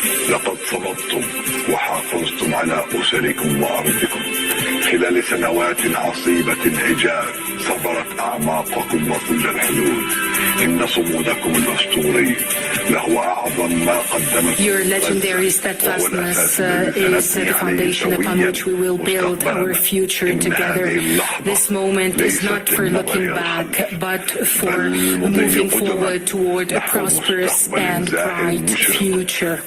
A future where our children grow up without fear or anxiety, where work is rewarded, schools are opened, and daily life regains its stability and security. The coming stage requires the concerted efforts of everyone. But you will not face it alone. Your voices have weight, your actions have impact, and your commitment to peace and the rebuilding of your communities will define the futures of the new Gaza Strip. Step by step, with discipline and determination, we will build a capable Gaza, capable of self-reliance, and we will build it into a center for freedom, opportunity, and peace. اليوم أسأل الأسرة الدولية ليس فقط أن تدعم هذه أسأل by our actions, hold us to clear standards and stand with the people of Gaza as we take this responsibility for our future. Thank you, ladies and gentlemen.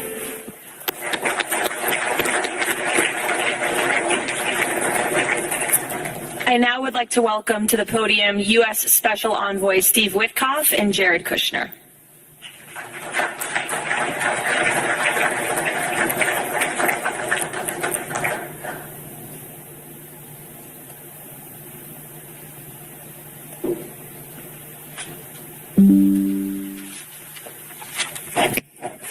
Thank you, everyone, and welcome here. This is really my honor to be up here speaking.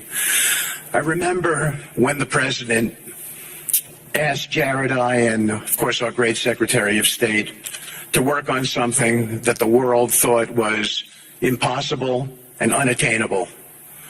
But the president, on this peace deal for Gaza, as on all other deals we work on his behalf, said we had to try. And of course we were inspired by that. We have achieved a peace deal in Gaza. We have brought the hostages home, all of the bodies except for one, and we will bring that body home too.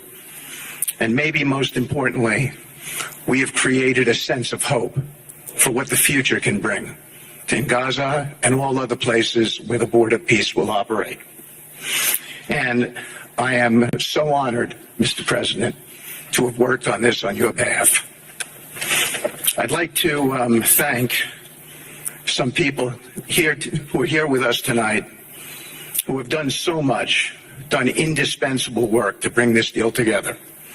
Sheikh Mohammed, my good friend from Qatar, and Ali Al-Tawadi,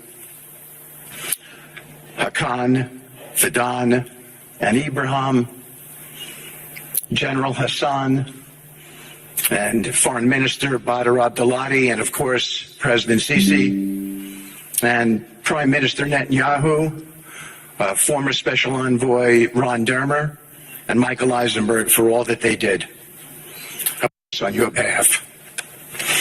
I'd like to thank some people here who are here with us tonight who have done so much, done indispensable work to bring this deal together. Sheikh Mohammed, my good friend from Qatar, and Ali Al-Tawadi, Hakan, Fidan, and Ibrahim, General Hassan, and Foreign Minister Badr Abdulati, and of course, President Sisi, and Prime Minister Netanyahu, former Special Envoy Ron Dermer, and Michael Eisenberg for all that they did. I would also like to thank our core working group and members of the Board of Peace who have been working nonstop on behalf of this incredible, noble effort, around the clock for months on end, sacrificing time with their families and their own personal lives because they believe in the mission and the vision that the President has set out for us. I'd also like to thank, those people include Tony Blair, Yakir Gabay, Josh Grunbaum, Aryeh Lightstone, Laron Tonkman, Admiral Cooper, General Frank, and I probably have forgotten some along the way. And then perhaps most importantly, I want to thank our administration. We have an incredible team. It's amazing to work for this administration. I think you see the results that we get on behalf of the president because he inspires us so much. So I'd like to thank the Vice President of the United States, J.D. Vance, for all of his help and guidance, our Treasury Secretary, of course, the Secretary of State, who we work hand in glove with, and a special thanks to our Chief of Staff, Susie Wiles, who is always available to us for consultation, for steering, and for all else that she does. Thank you.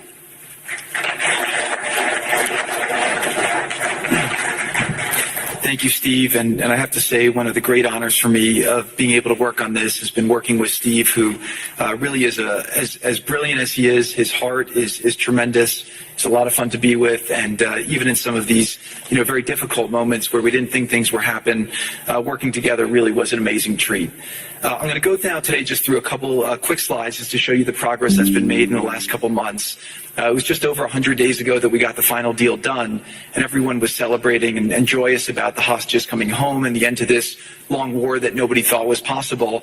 And Steve and I were panicking, saying, what do we do next? How do you implement peace? And as you guys know, peace is a different deal than a business deal because you're changing a mindset. And in Israel, there was 2 years of very intense war.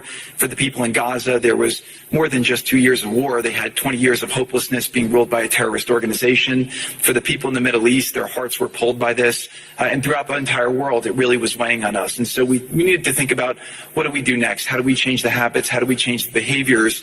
And we really got to work right away. And the team that Steve thanked, including the White House team and the team, the volunteers, it's really been an incredible effort, very entrepreneurial, and we really did it in the way. I've been working now with President Trump for 10 years on politics, and what continues to amaze me is that he always takes a first principles approach and says, what's the most optimal outcome?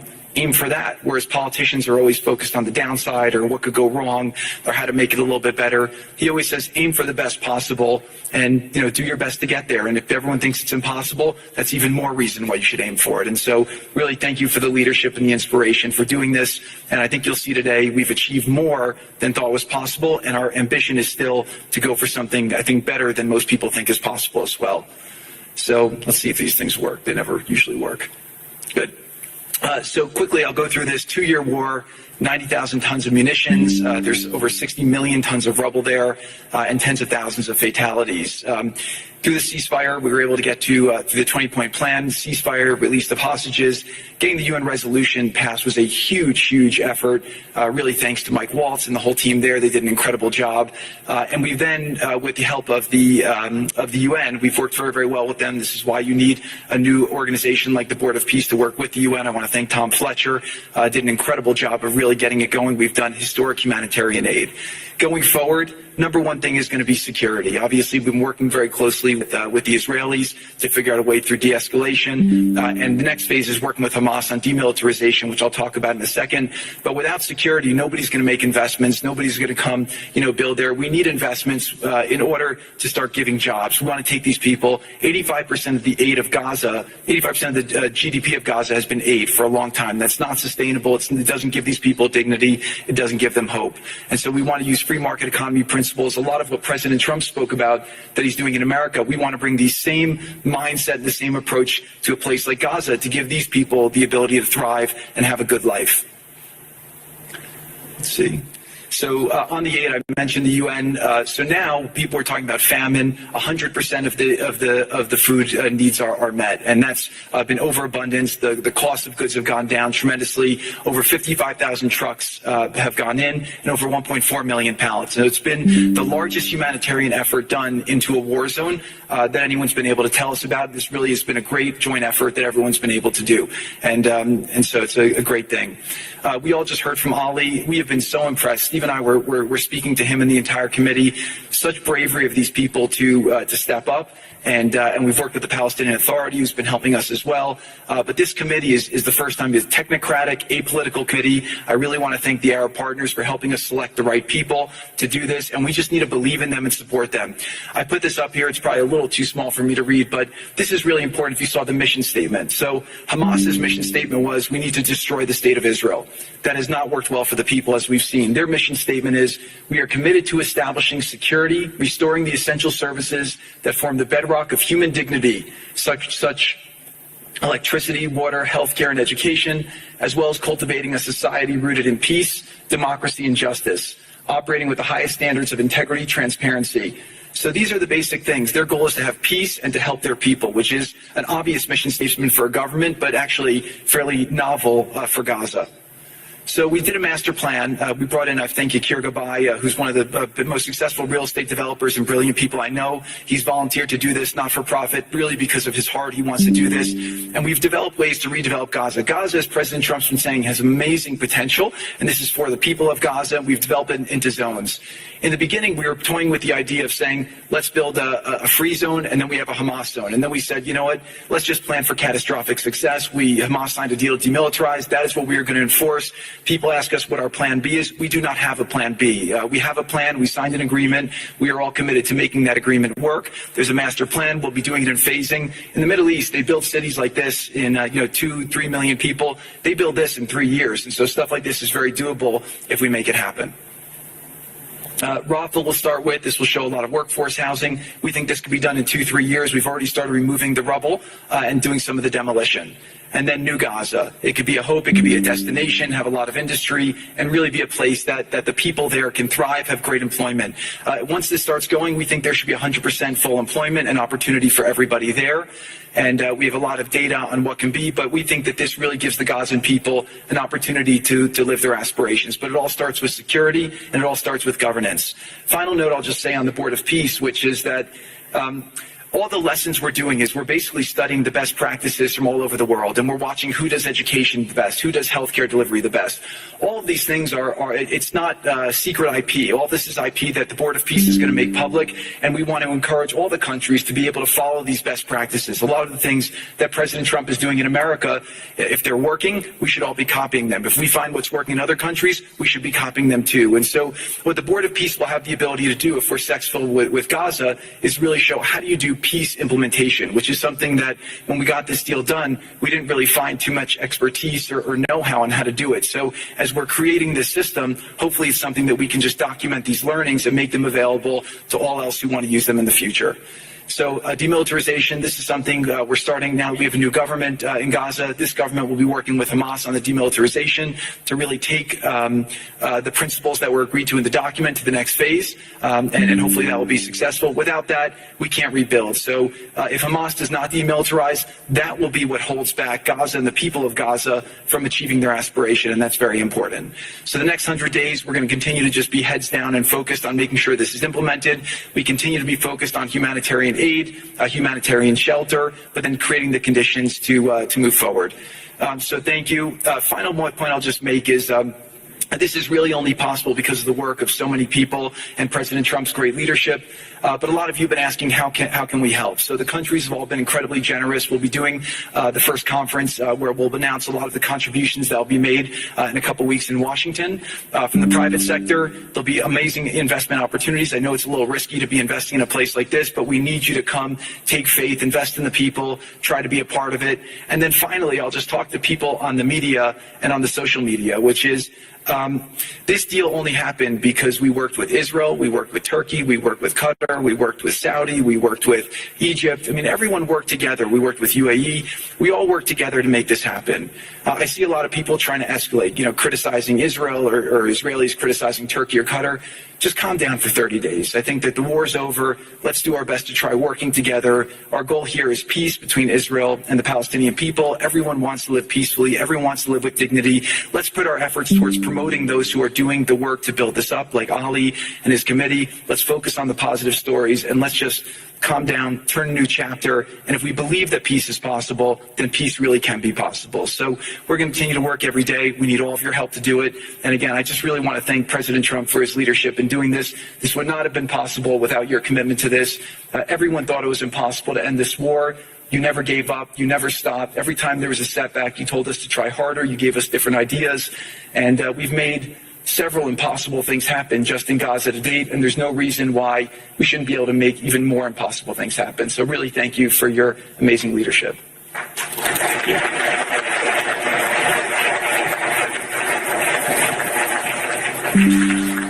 Thank you, Jared and Steve. Now I would like to introduce and welcome to the podium the High Representative for Gaza, Nikolay Mladenov.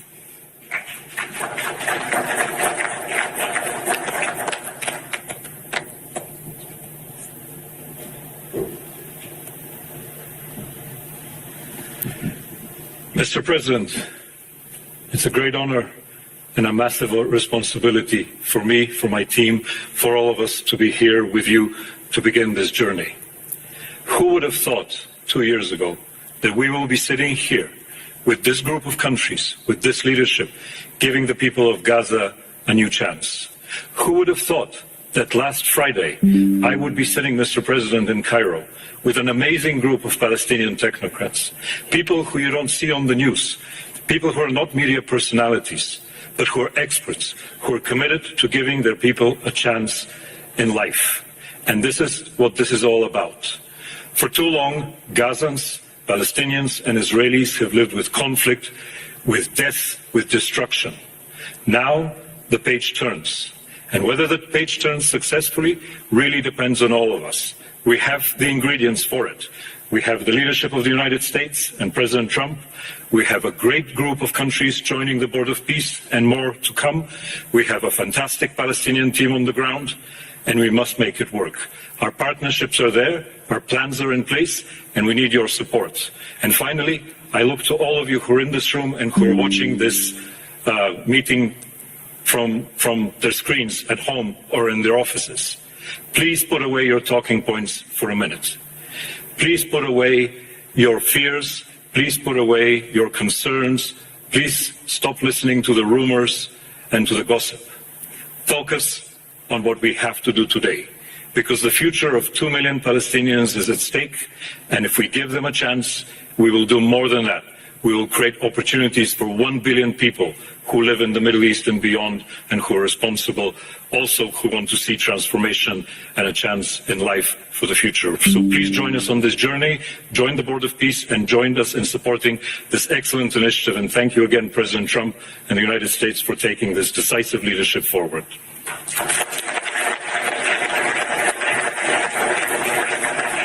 Thank you. President Trump, would you like to make some concluding remarks?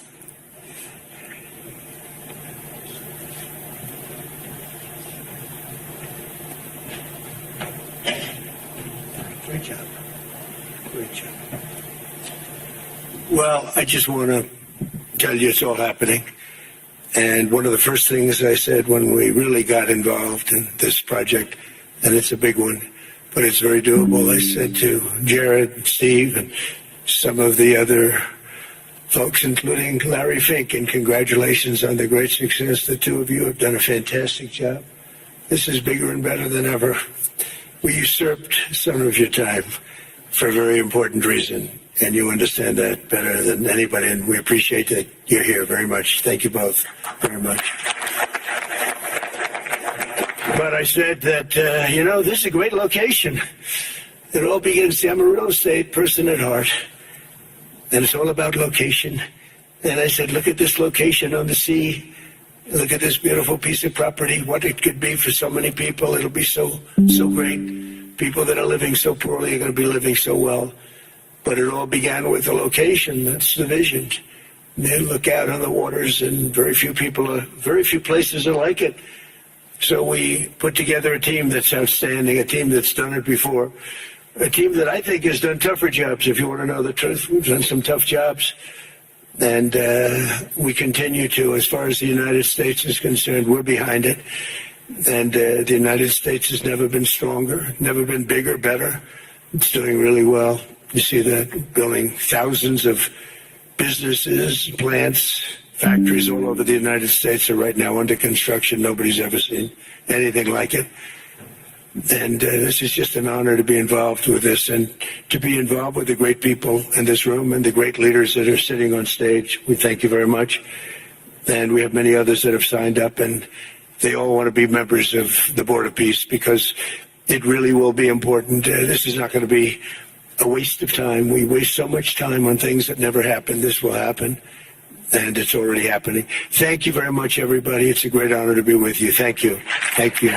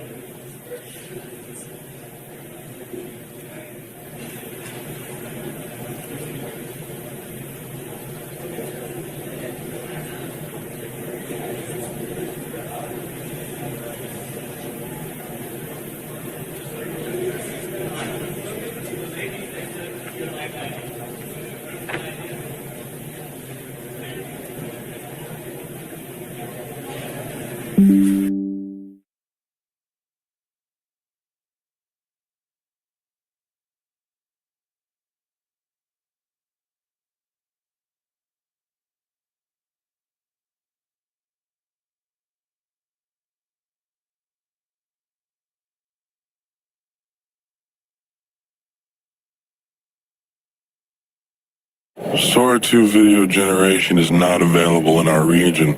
It is if you're on Artlist. Huh? What?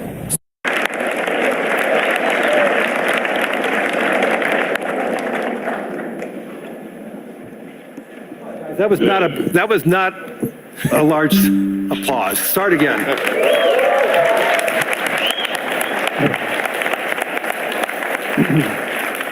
That's better. Thank you. Yeah, we're going to make this interesting.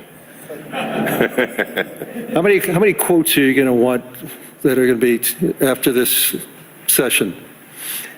I don't know. I mean, 5. Okay. So good afternoon, everyone. It's great to see everybody here. It's been an amazing week here in Davos. Hopefully everybody saw that we are having conversations here. Hopefully everybody agrees. There are some conversations that we may disagree.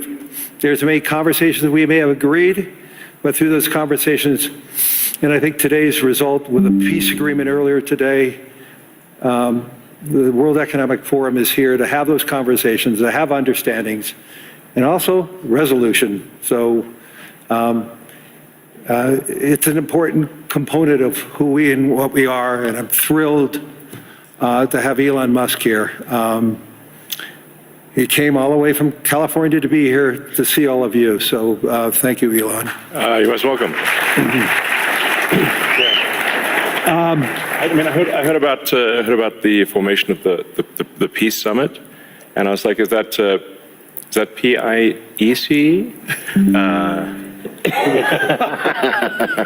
A little piece of Greenland, a little piece of Venezuela. we got one. All we want is peace. Okay, I'm going to, as I said, I'm a pretty proud CEO of BlackRock since we went public. The compounding return of BlackRock to our shareholders was 21%. Since Elon took Tesla public, his compounded return is 43%. This is just another advertisement for everybody, especially for Europeans. This is why more citizens should be investing with growth, investing with their countries. Imagine if a lot of pension funds invested with Elon when Tesla went public, and how much return with all the pension funds that invested side by side with Elon and the growth. So a spectacular return. There's very few companies.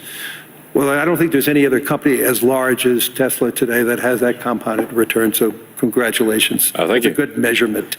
Well, we have an incredible team at Tesla, and that's the reason. So I want to get into the dirt, the meaningful component about technology, the possibilities.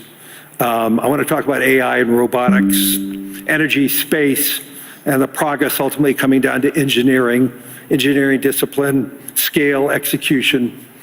And few people, if not anyone, has the experience and the fortitude to confront these issues head on. Not just the ideas, but the execution across so many different technologies, Elon. And that's why I thought it was important for us to have this dialogue here in Davos. So you're presently building on AI, on robotics, on space, on energy, all at the same time. When you look across those efforts, what do they have in common from an engineering standpoint? Well, they're all very difficult technology challenges, but the overall goal of my companies is to maximize the future of civilization, like basically maximize the probability that civilization has a great future, and to expand consciousness beyond Earth. So if you take SpaceX, for example, that SpaceX is about advancing rocket technology to the point where we can extend life and consciousness beyond Earth, to the moon, to Mars, eventually to other star systems. And I think we should always view consciousness, life as we know it, as precarious and delicate, because to the best of our knowledge, we don't know of life anywhere else. You know, I'm often asked, are there aliens among us? And I'll say that I am one, but... Or you're from the future. They don't believe me. Okay. But I think if anyone would know if there are aliens among us, it would be me. We have 9,000 satellites up there, and not once have we had to maneuver around an alien spaceship. So I'm like, I don't know. Bottom line is, I think we need to assume that life and consciousness is extremely rare, and it might only be us. And if that's the case, then we need to do everything possible to ensure that the light of consciousness is not extinguished, because we're effectively, the way I view it is, the image in my mind is of a tiny candle in a vast darkness, a tiny candle of consciousness that could easily go out. And that's why it's important to make life multiplanetary, such that if there is a natural disaster or a man-made disaster on Earth, that consciousness continues. That's the purpose of SpaceX. Tesla is obviously about sustainable technology, and also at this point we've sort of added to our mission sustainable abundance. So with robotics and AI, this is really the path to abundance for all.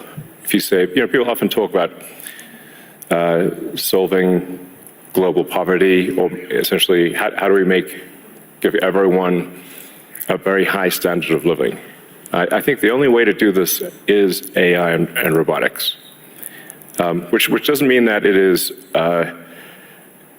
without its issues. I mean, we need to be very careful with AI. We need to be very careful with robotics. We don't want to find ourselves in a James Cameron movie. Terminator. he's got great movies. Love his movies, but we don't want to be in Terminator, obviously. But if you have ubiquitous AI that is essentially free or close to it, and ubiquitous robotics, then you will have an explosion in the global economy, an expansion in the global economy that is truly beyond all precedent. Elon, can that expansion be broad? Yes. Or is it narrow? And how can that be created? How can it broaden the global economy? Yeah, I mean, a way to think of it is that if you have a large number of humanoid robots, the economic output is the average productivity per robot times the number of robots. Right. And actually, my prediction is in the benign scenario of the future that the robots will actually make so many robots and AI that they will actually saturate all human needs. Meaning you won't be able to even think of something to ask the robot for at a certain point. Like there will be such an abundance of goods and services because my prediction is that there'll be more robots than people. So, but how do you then have human purpose in that scenario? Yeah, I mean, nothing's perfect, but it is a necessary. Like you can't have both. You can't have work that has to be done and amazing abundance for all. Because if it's work that has to be done, then you and only some people can do it, then you can't have abundance. Then it's narrow. It's narrow. Yeah. Exactly. So, but if you have billions of humanoid robots, and I think there will be, I think everyone on Earth is going to have one and going to want one, because who wouldn't want a robot to, assuming it's very safe, watch over your kids, take care of your pet. If you have elderly parents, a lot of friends of mine said they have elderly parents. It's very difficult to take care of them. Expensive. Yeah, it's expensive, and there just aren't enough people to take care of there aren't enough young people to take care of the old people. Right. So if you had a robot that could take care of and protect an elderly parent, I think that would be great. That would be an amazing thing to have. I think we will have those things. So, overall, I'm very optimistic about the future. I think we're headed for a future of amazing abundance, which is very cool. And definitely, we are in the most interesting time in history. I think there's a more interesting time in history. So. But can you and I reverse aging in this new history, or are we going to see it? I haven't put much time into the aging stuff. I do think it is a very solvable problem. Like you can. I think when we figure out what causes aging, I think we'll find it's incredibly obvious. It's not a subtle thing. The reason I say it's not a subtle thing is because all the cells in your body, with some pretty much age at the same rate. I've never seen someone with an old left arm and a young right arm ever in my life. So why is that? That means that there must be a clock, a synchronizing clock, right, that is synchronizing across 35 trillion cells in your body. There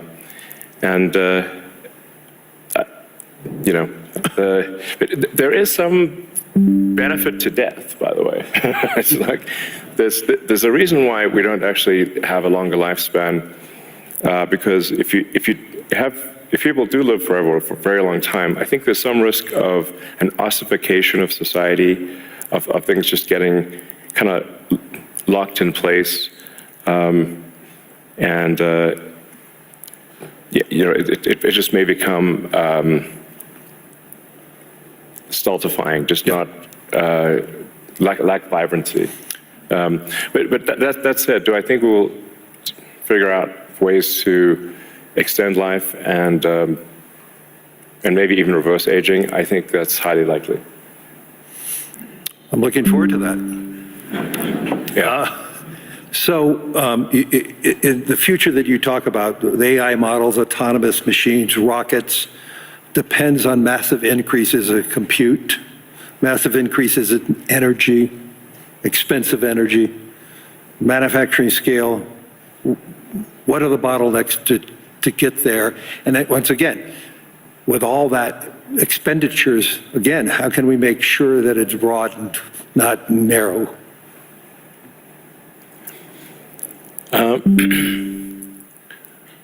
I just think the natural thing is it's going to be very broad because AI companies will seek as many customers as they possibly can, and the cost of AI is already very low and it's plummeting every year.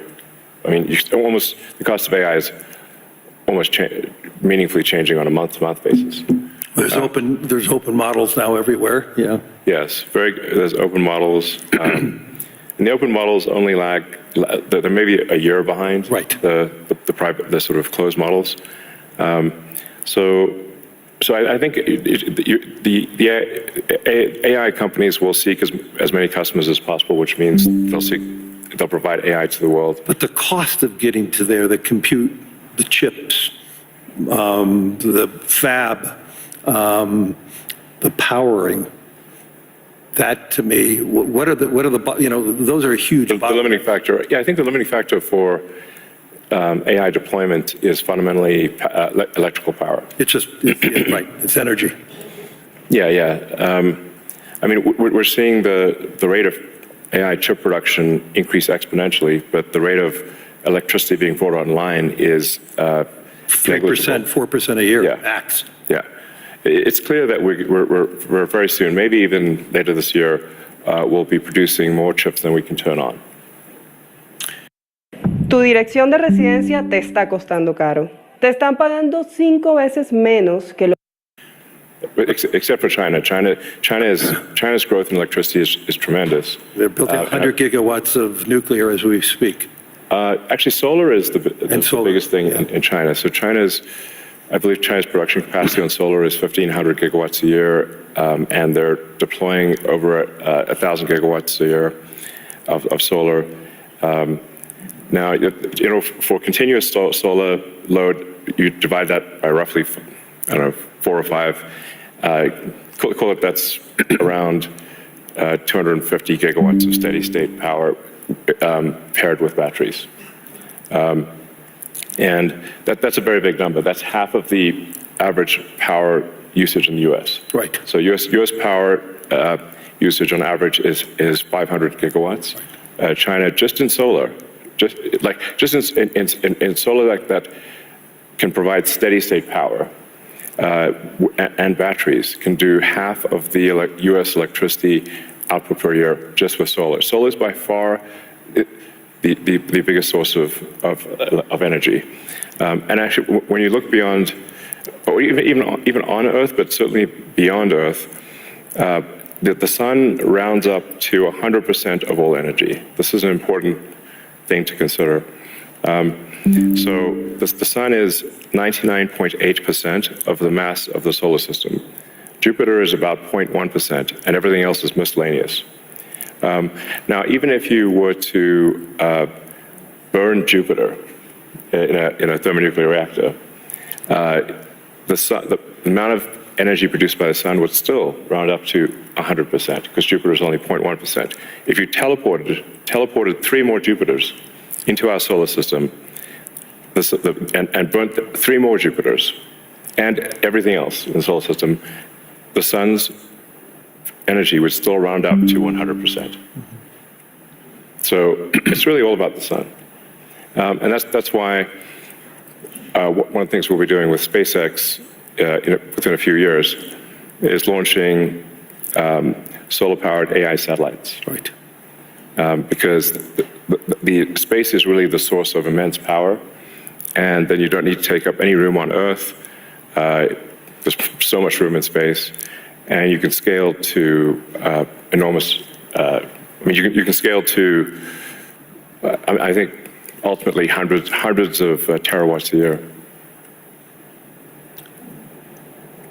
you and I have had these conversations before, but why don't you tell the audience what would it take for the United States and what type of geography would it take to have that solar field to electrify the United States? And then let me ask a question, why aren't we doing it?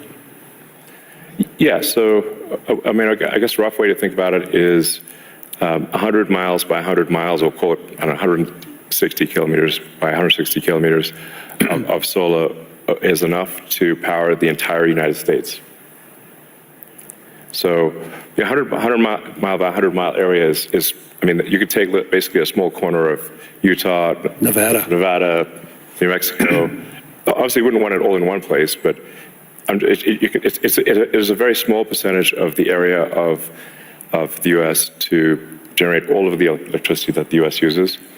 And the same is true, actually, I mean, for Europe. You could take a small, you could take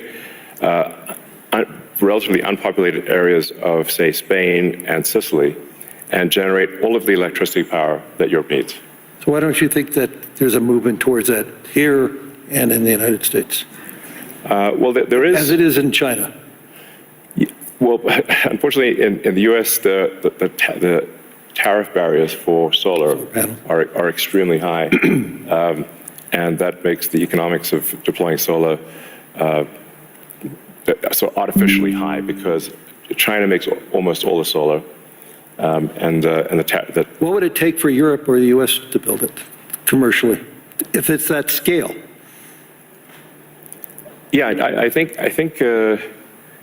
Well, I can tell you what we're going to do.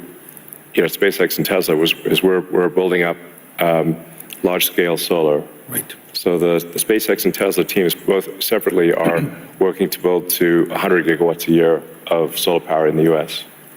of manufactured solar power, and that'll probably take us, I don't know, about 3 years or something. But these are pretty big numbers, and you know, I'd encourage others to do the same. We obviously don't control the U.S. Tariff policy, but for other countries, I would recommend that China makes solar cells that are incredibly low cost, and I think it would be worth doing large scale solar. Work today is broken. Every day, people juggle so many different tools just to. So, I know you're going to be having a couple of big announcements on robotics and what it can do. I mean, when I went to the factory, you showed me those robots. Yeah. How quickly, you talked about the billions of robots, but how quickly can they be deployed in a manufacturing setting? How quickly can they be utilized and be functional and create that abundance that you talked about? Well, humanoid robotics will advance very quickly. I think we do have some of the Tesla Optimus robots doing simple tasks in the factory. We expect probably later this year. By the end of this year, I think they'll be doing more complex tasks, but still deployed in an industrial environment. And probably sometime next year, I'd say that by the end of next year, I think would be selling humanoid robots to the public. That's when we are confident that it's very high reliability, very high safety, and the range of functionality is also very high. You can basically ask it to do anything you'd like. You're already seeing that in Tesla cars, the software changes that you're doing. And what is it, every quarter now, a software change that upgrades the ability of the robot within the car? Yes, the Tesla Full Self-Driving software, we update it sometimes once a week. Recently, some of the insurance companies have said that it is actually so safe, when Tesla Full Self-Driving is so safe that they're offering customers half-price insurance if they use Tesla Full Self-Driving in their car. And that can be monitored by the insurance company? Is that part of the agreement then? Yeah. I think self-driving cars is essentially a solved problem at this point. Right. And Tesla's rolled out a sort of robotaxi service in a few cities, and right. will I think be very, very widespread by the end of this year within the U.S. And then we hope to get supervised full self-driving approval in Europe hopefully next month. Really that quickly? Yeah, and then maybe a similar timing for China, hopefully. I want to move to space because historically space is very capital intensive. It historically been done by governments. Obviously SpaceX changed the whole model. But we've seen it slow to scale, and now I'm starting to see it ramping up in what you're doing and other things. Talk to us about the automation and AI, how it's changing the economics in building and preparing for us in operating in space. Sure. Well, the key breakthrough the major breakthrough that SpaceX is hoping to achieve this year is full reusability. So no one has ever achieved full reusability of a rocket, which is very important for the cost of access to space. We've achieved partial reusability with Falcon 9 by landing the boost stage. We've now landed the boost stage over 500 times. But we have to throw away the upper stage. The upper stage sort of burns up on re-entry for Falcon 9. So, and the cost of that is equivalent to a small to medium-sized jet. So, but with Starship, which is a giant rocket, it's the largest flying machine ever made. That's a rocket that you're using for the idea of going to Mars, right? Yeah, Mars and the Moon, as well as for high-volume satellite stuff. So, Starship. Hopefully this year we should prove full reusability for Starship, which will be a profound invention because the cost of access to space will drop by a factor of 100 when you achieve full reusability. Right. It's the same sort of economic difference that you would expect between, say, a reusable aircraft and a non-reusable aircraft. Like if you have to throw your aircraft away after every flight, that would be a very expensive flight. But if you only have to refuel, then it's the cost of the fuel. And so that's really the fundamental breakthrough that gets the cost of access to space, we think, below the cost of freight on aircraft.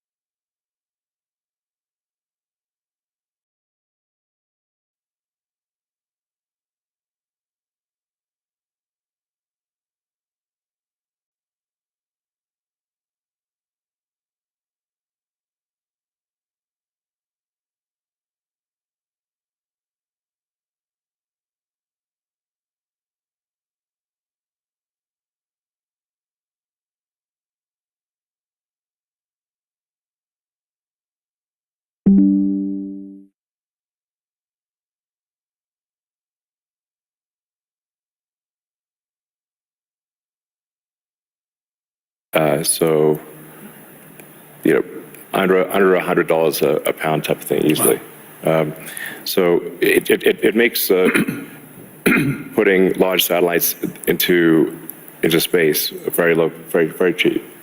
And then when you have solar in space, you get 5 times more effectiveness, maybe even more than that, than solar on the ground, because it's always sunny. It's cold.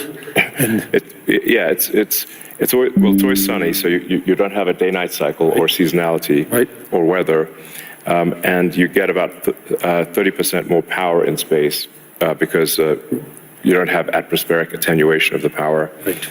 The net effect is solar is 5 times more.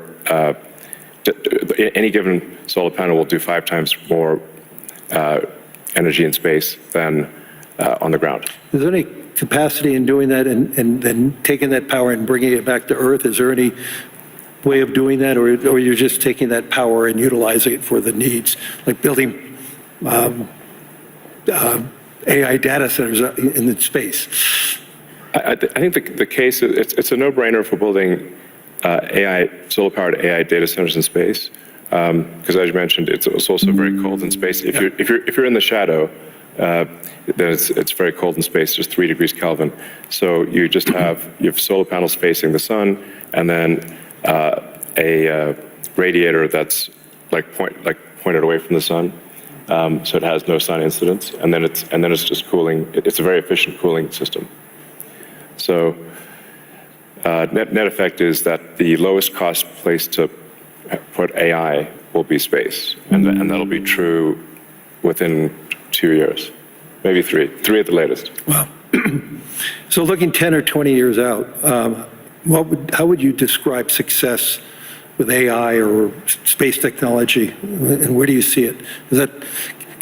Are you more certain what's going to happen in the next 3 years, or 5 or 10? I don't know what's going to happen in 10 years, but the rate at which AI is progressing, I think we might have AI that is smarter than any human by the end of this year, and I would say no later than next year. Wow. And then probably by 2030 or 2031, call it 5 years from now, AI will be smarter than all of humanity collectively.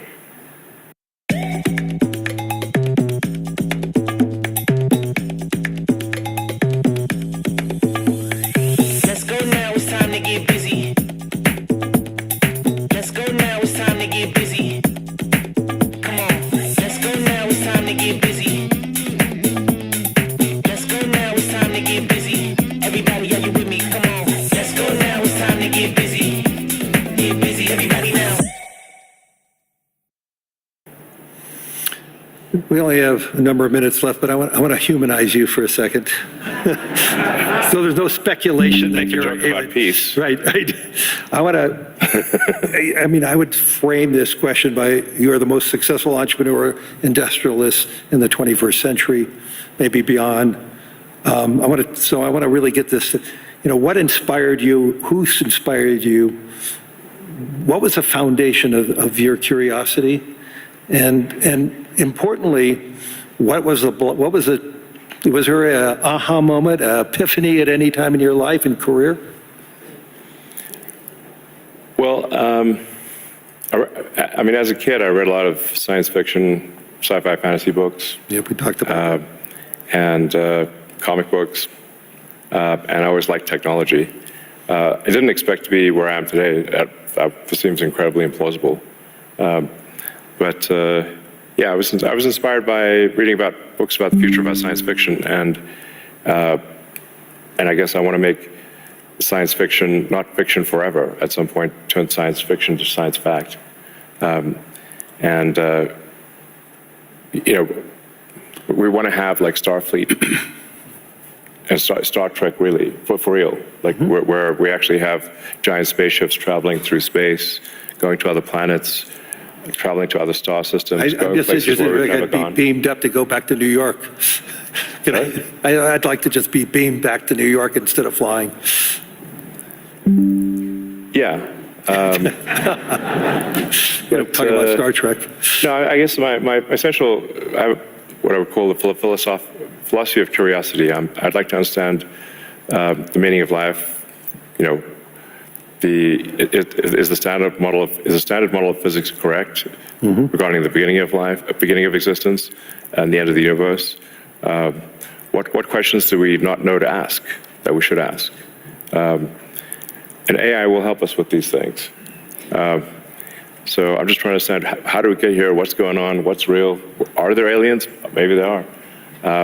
And if we've got spaceships that are traveling to other star systems, we may encounter aliens, or we may find many long dead alien civilizations. But I just want to know what's going on. I'm curious about the universe, and that's my philosophy. Do you see yourself ever going to Mars in your lifetime? Yeah, I mean, I would say, like, That's a long commitment. I've been asked. Isn't that 3 years each way? It's 6 months. 6 months, that's all it is? Yeah, 6 months, but the planets only align every 2 years. Okay. So, yeah, I've been asked a few times, like, do I want to, die on Mars? And I'm like, yes, but just not on impact.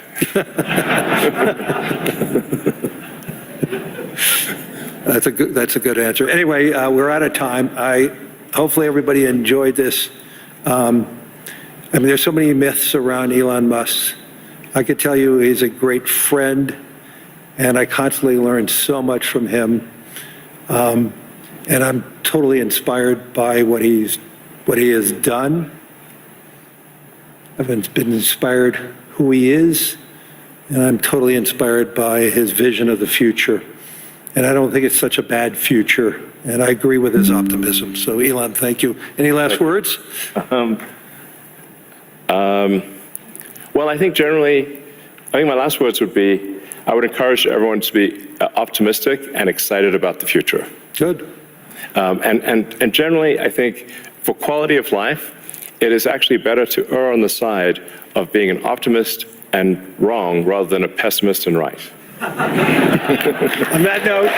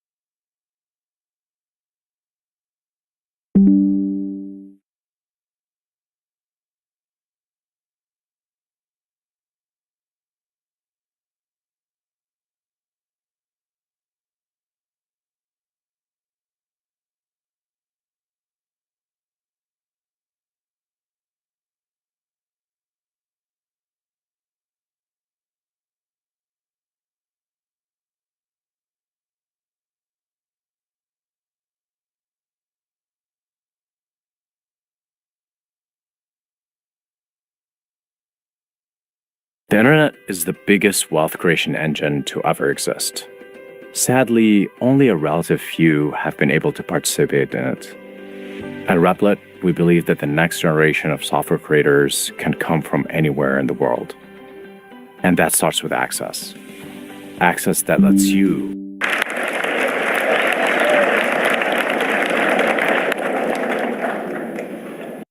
It's not on impact.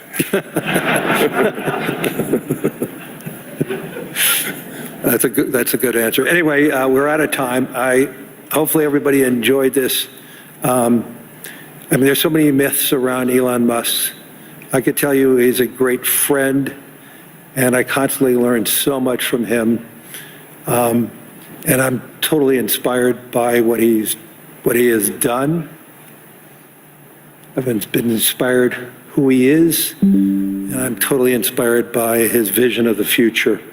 And I don't think it's such a bad future, and I agree with his optimism. So, Elon, thank you. Any last words? Well,